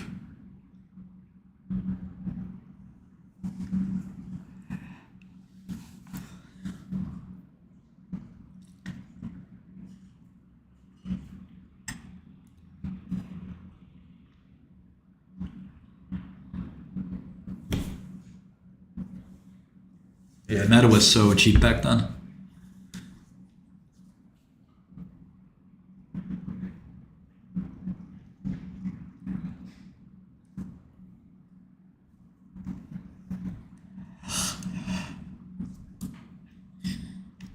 Yeah, big number for Meta's Q3. They're usually quite conservative. But they missed guidance before. That was 2 years ago when we bought it. Oh, they did 10 billion of buybacks. Wow.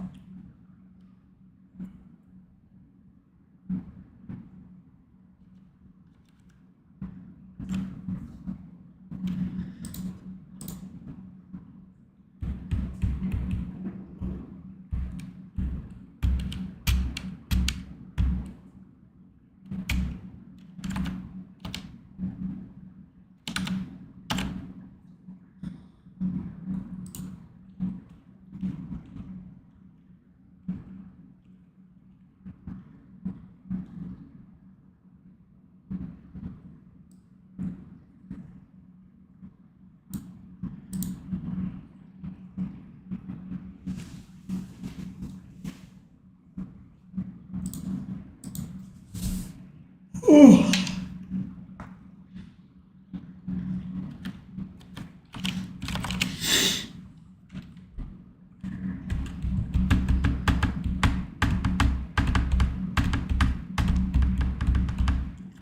Yeah, big numbers. Go back to Microsoft at 5:30, but Meta starts at 5 usually.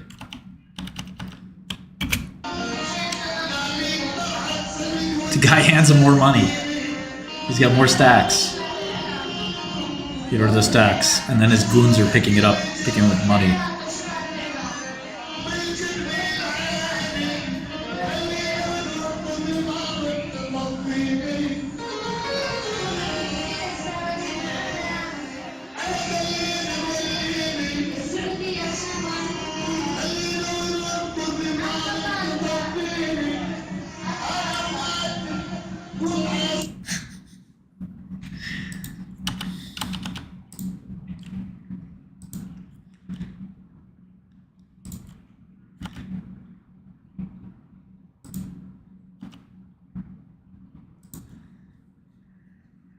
Do I have to put ATYR in the bag 7?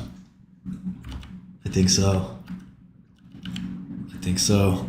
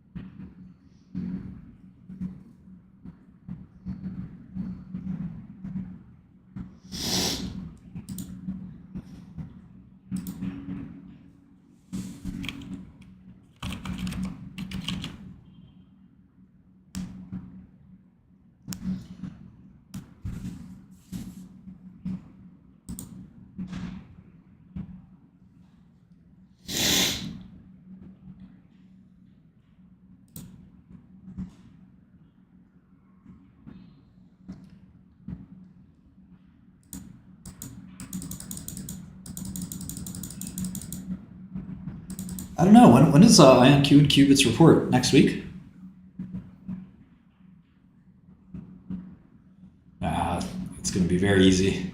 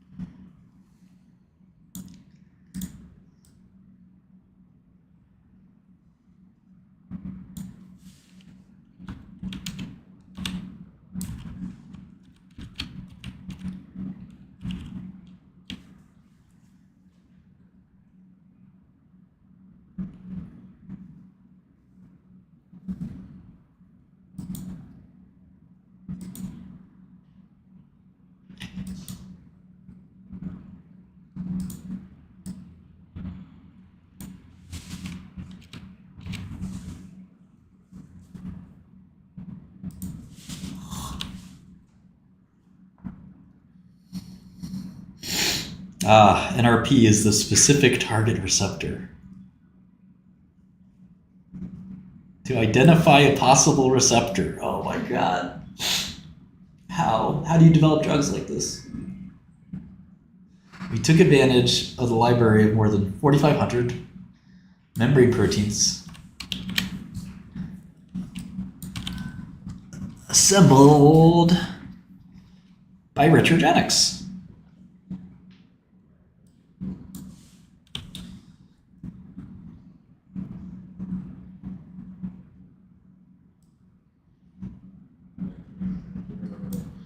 Neuropilin 2A.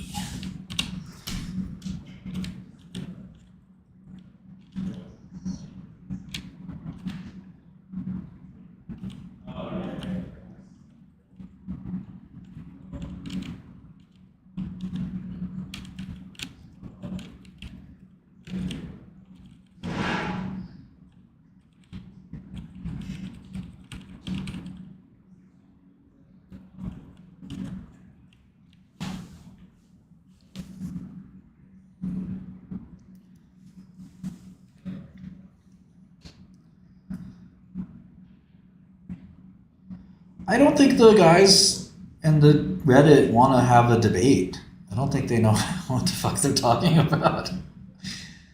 They sent one of their worst guys yesterday. We're not going to hold that against them, but they're going to need someone a little better than that.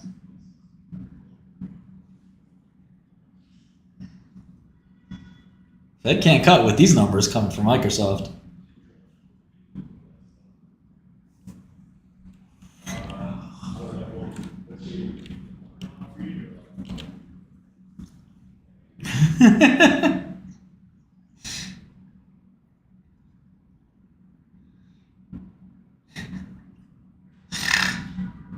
It's my first drug investment. I'm 19. I got 5K in.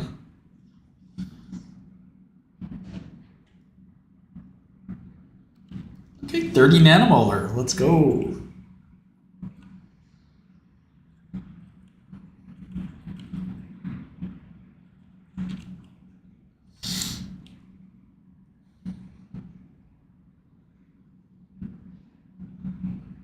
That is so weird.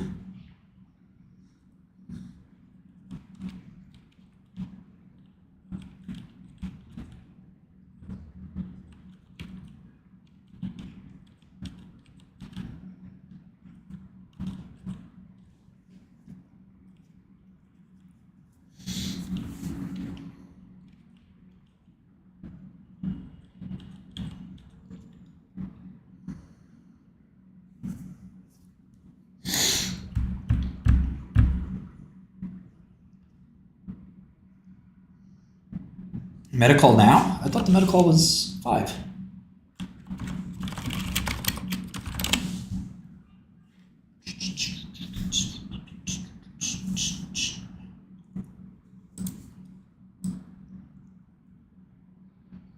Yeah, it's a 5. No?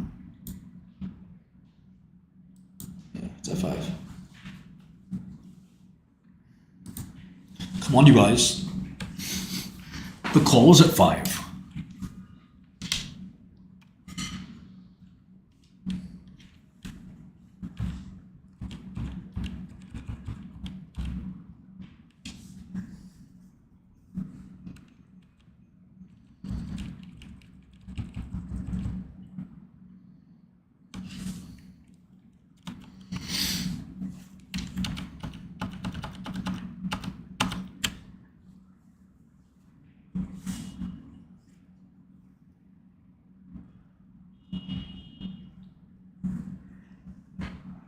Sarepta said they're not doing the call.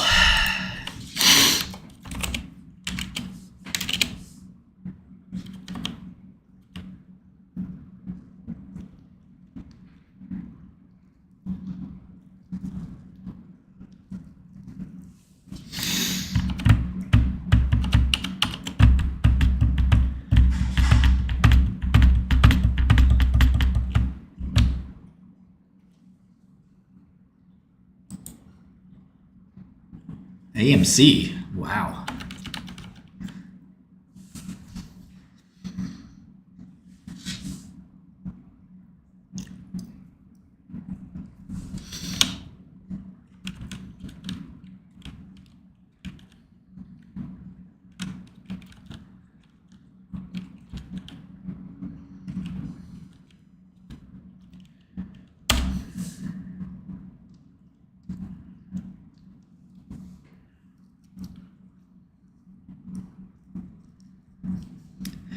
Well, I guess, is this ATYR drug working through VEGF? That's one debate one could have. It's certainly not autoimmune or auto-inflammatory.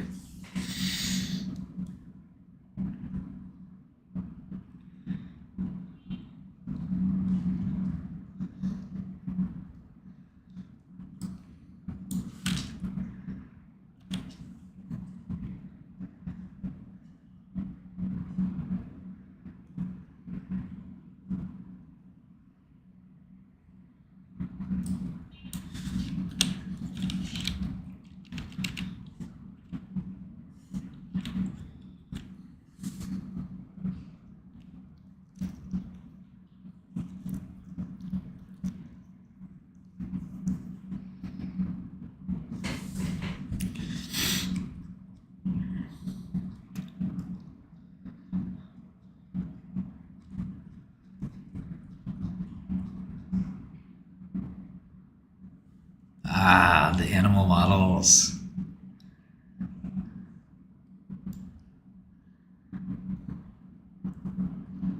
Ah, my favorite. I can't believe they published this. I want you guys to see this. But this is like a scientific atrocity.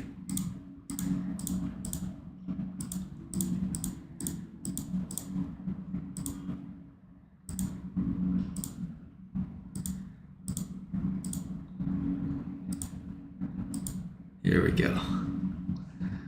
All right. So the Ashcroft score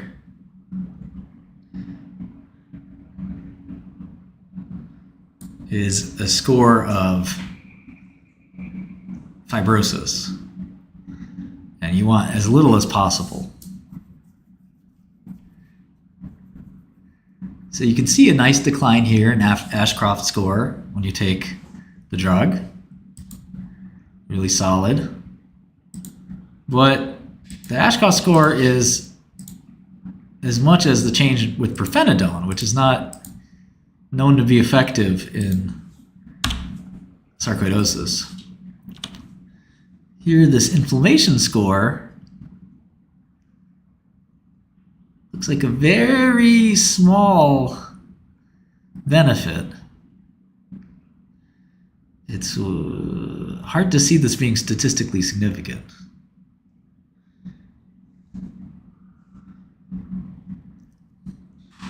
This data is even funnier. It's such a tiny difference, and nintedanib is not exactly a world beater either.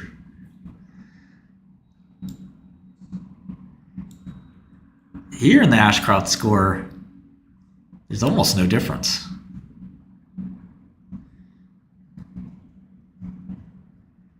Oh, the scale is out of 8. Yeah.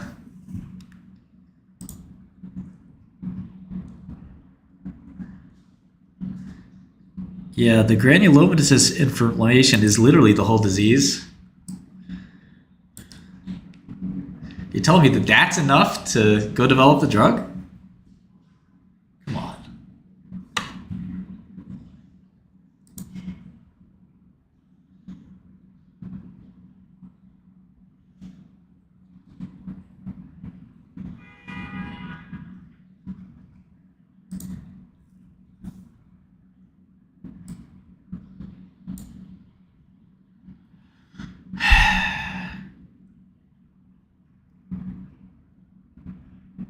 This Ashcroft count looked good.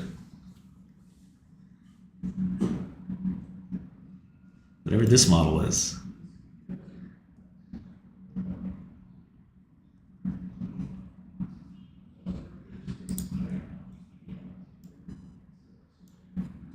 It's a GVHD model. Oops. They should have gone to GVHD. Oh, Lord. The actual sarcoidosis model is the worst of all the whole group. Come on, dog.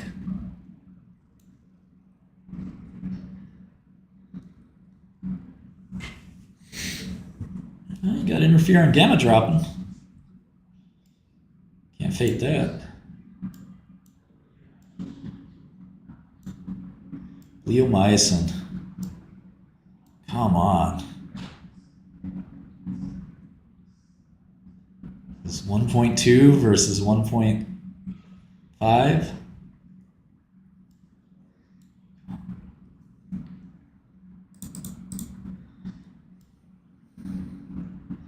This is embarrassing. This is an animal study. You should be able to cure them in animals.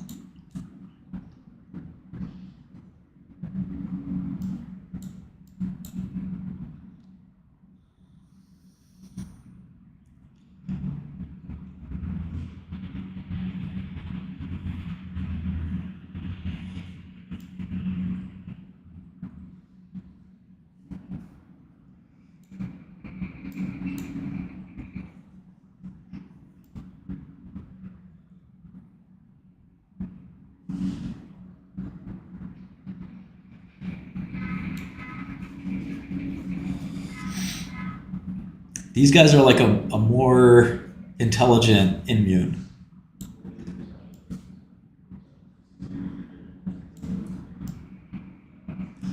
But kind of like with a worse hypothesis.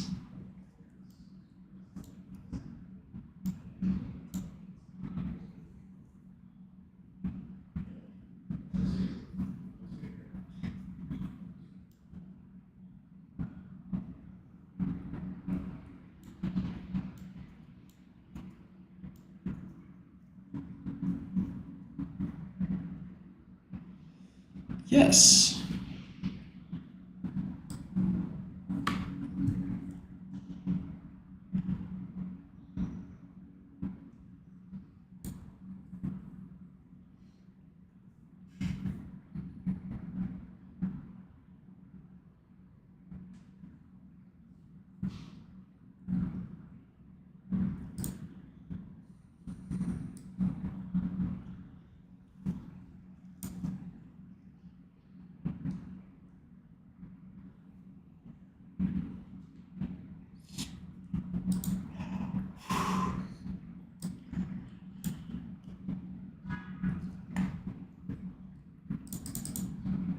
Oh, 8-6. Like people were saying tonight. There's no earnings call.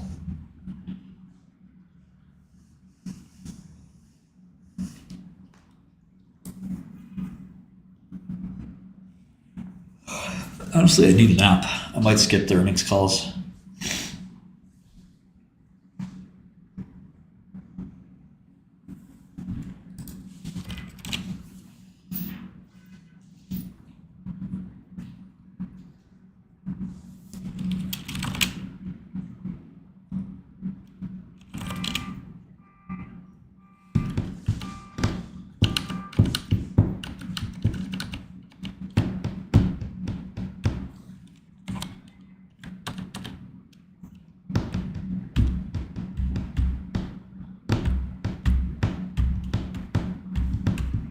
Yeah, EMA is probably never going to approve the Sarepta drug.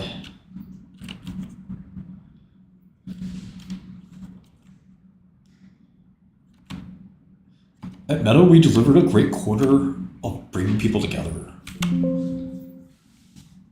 Our mission.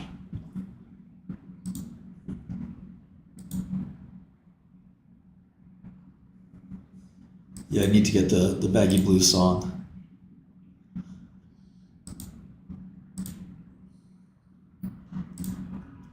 I got the motherfucking Baggy Blues. Wow, wow.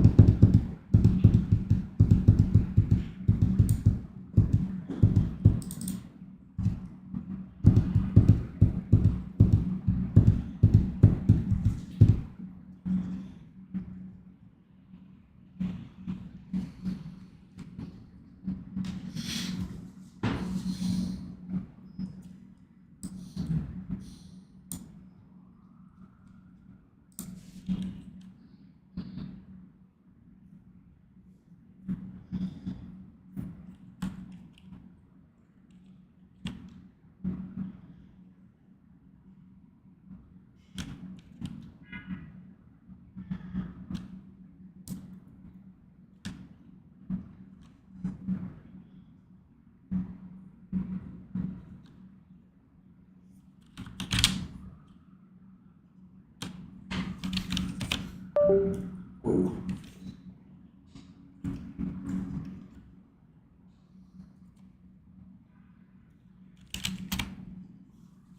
I did not expect my monitor to disconnect. Okay, guys.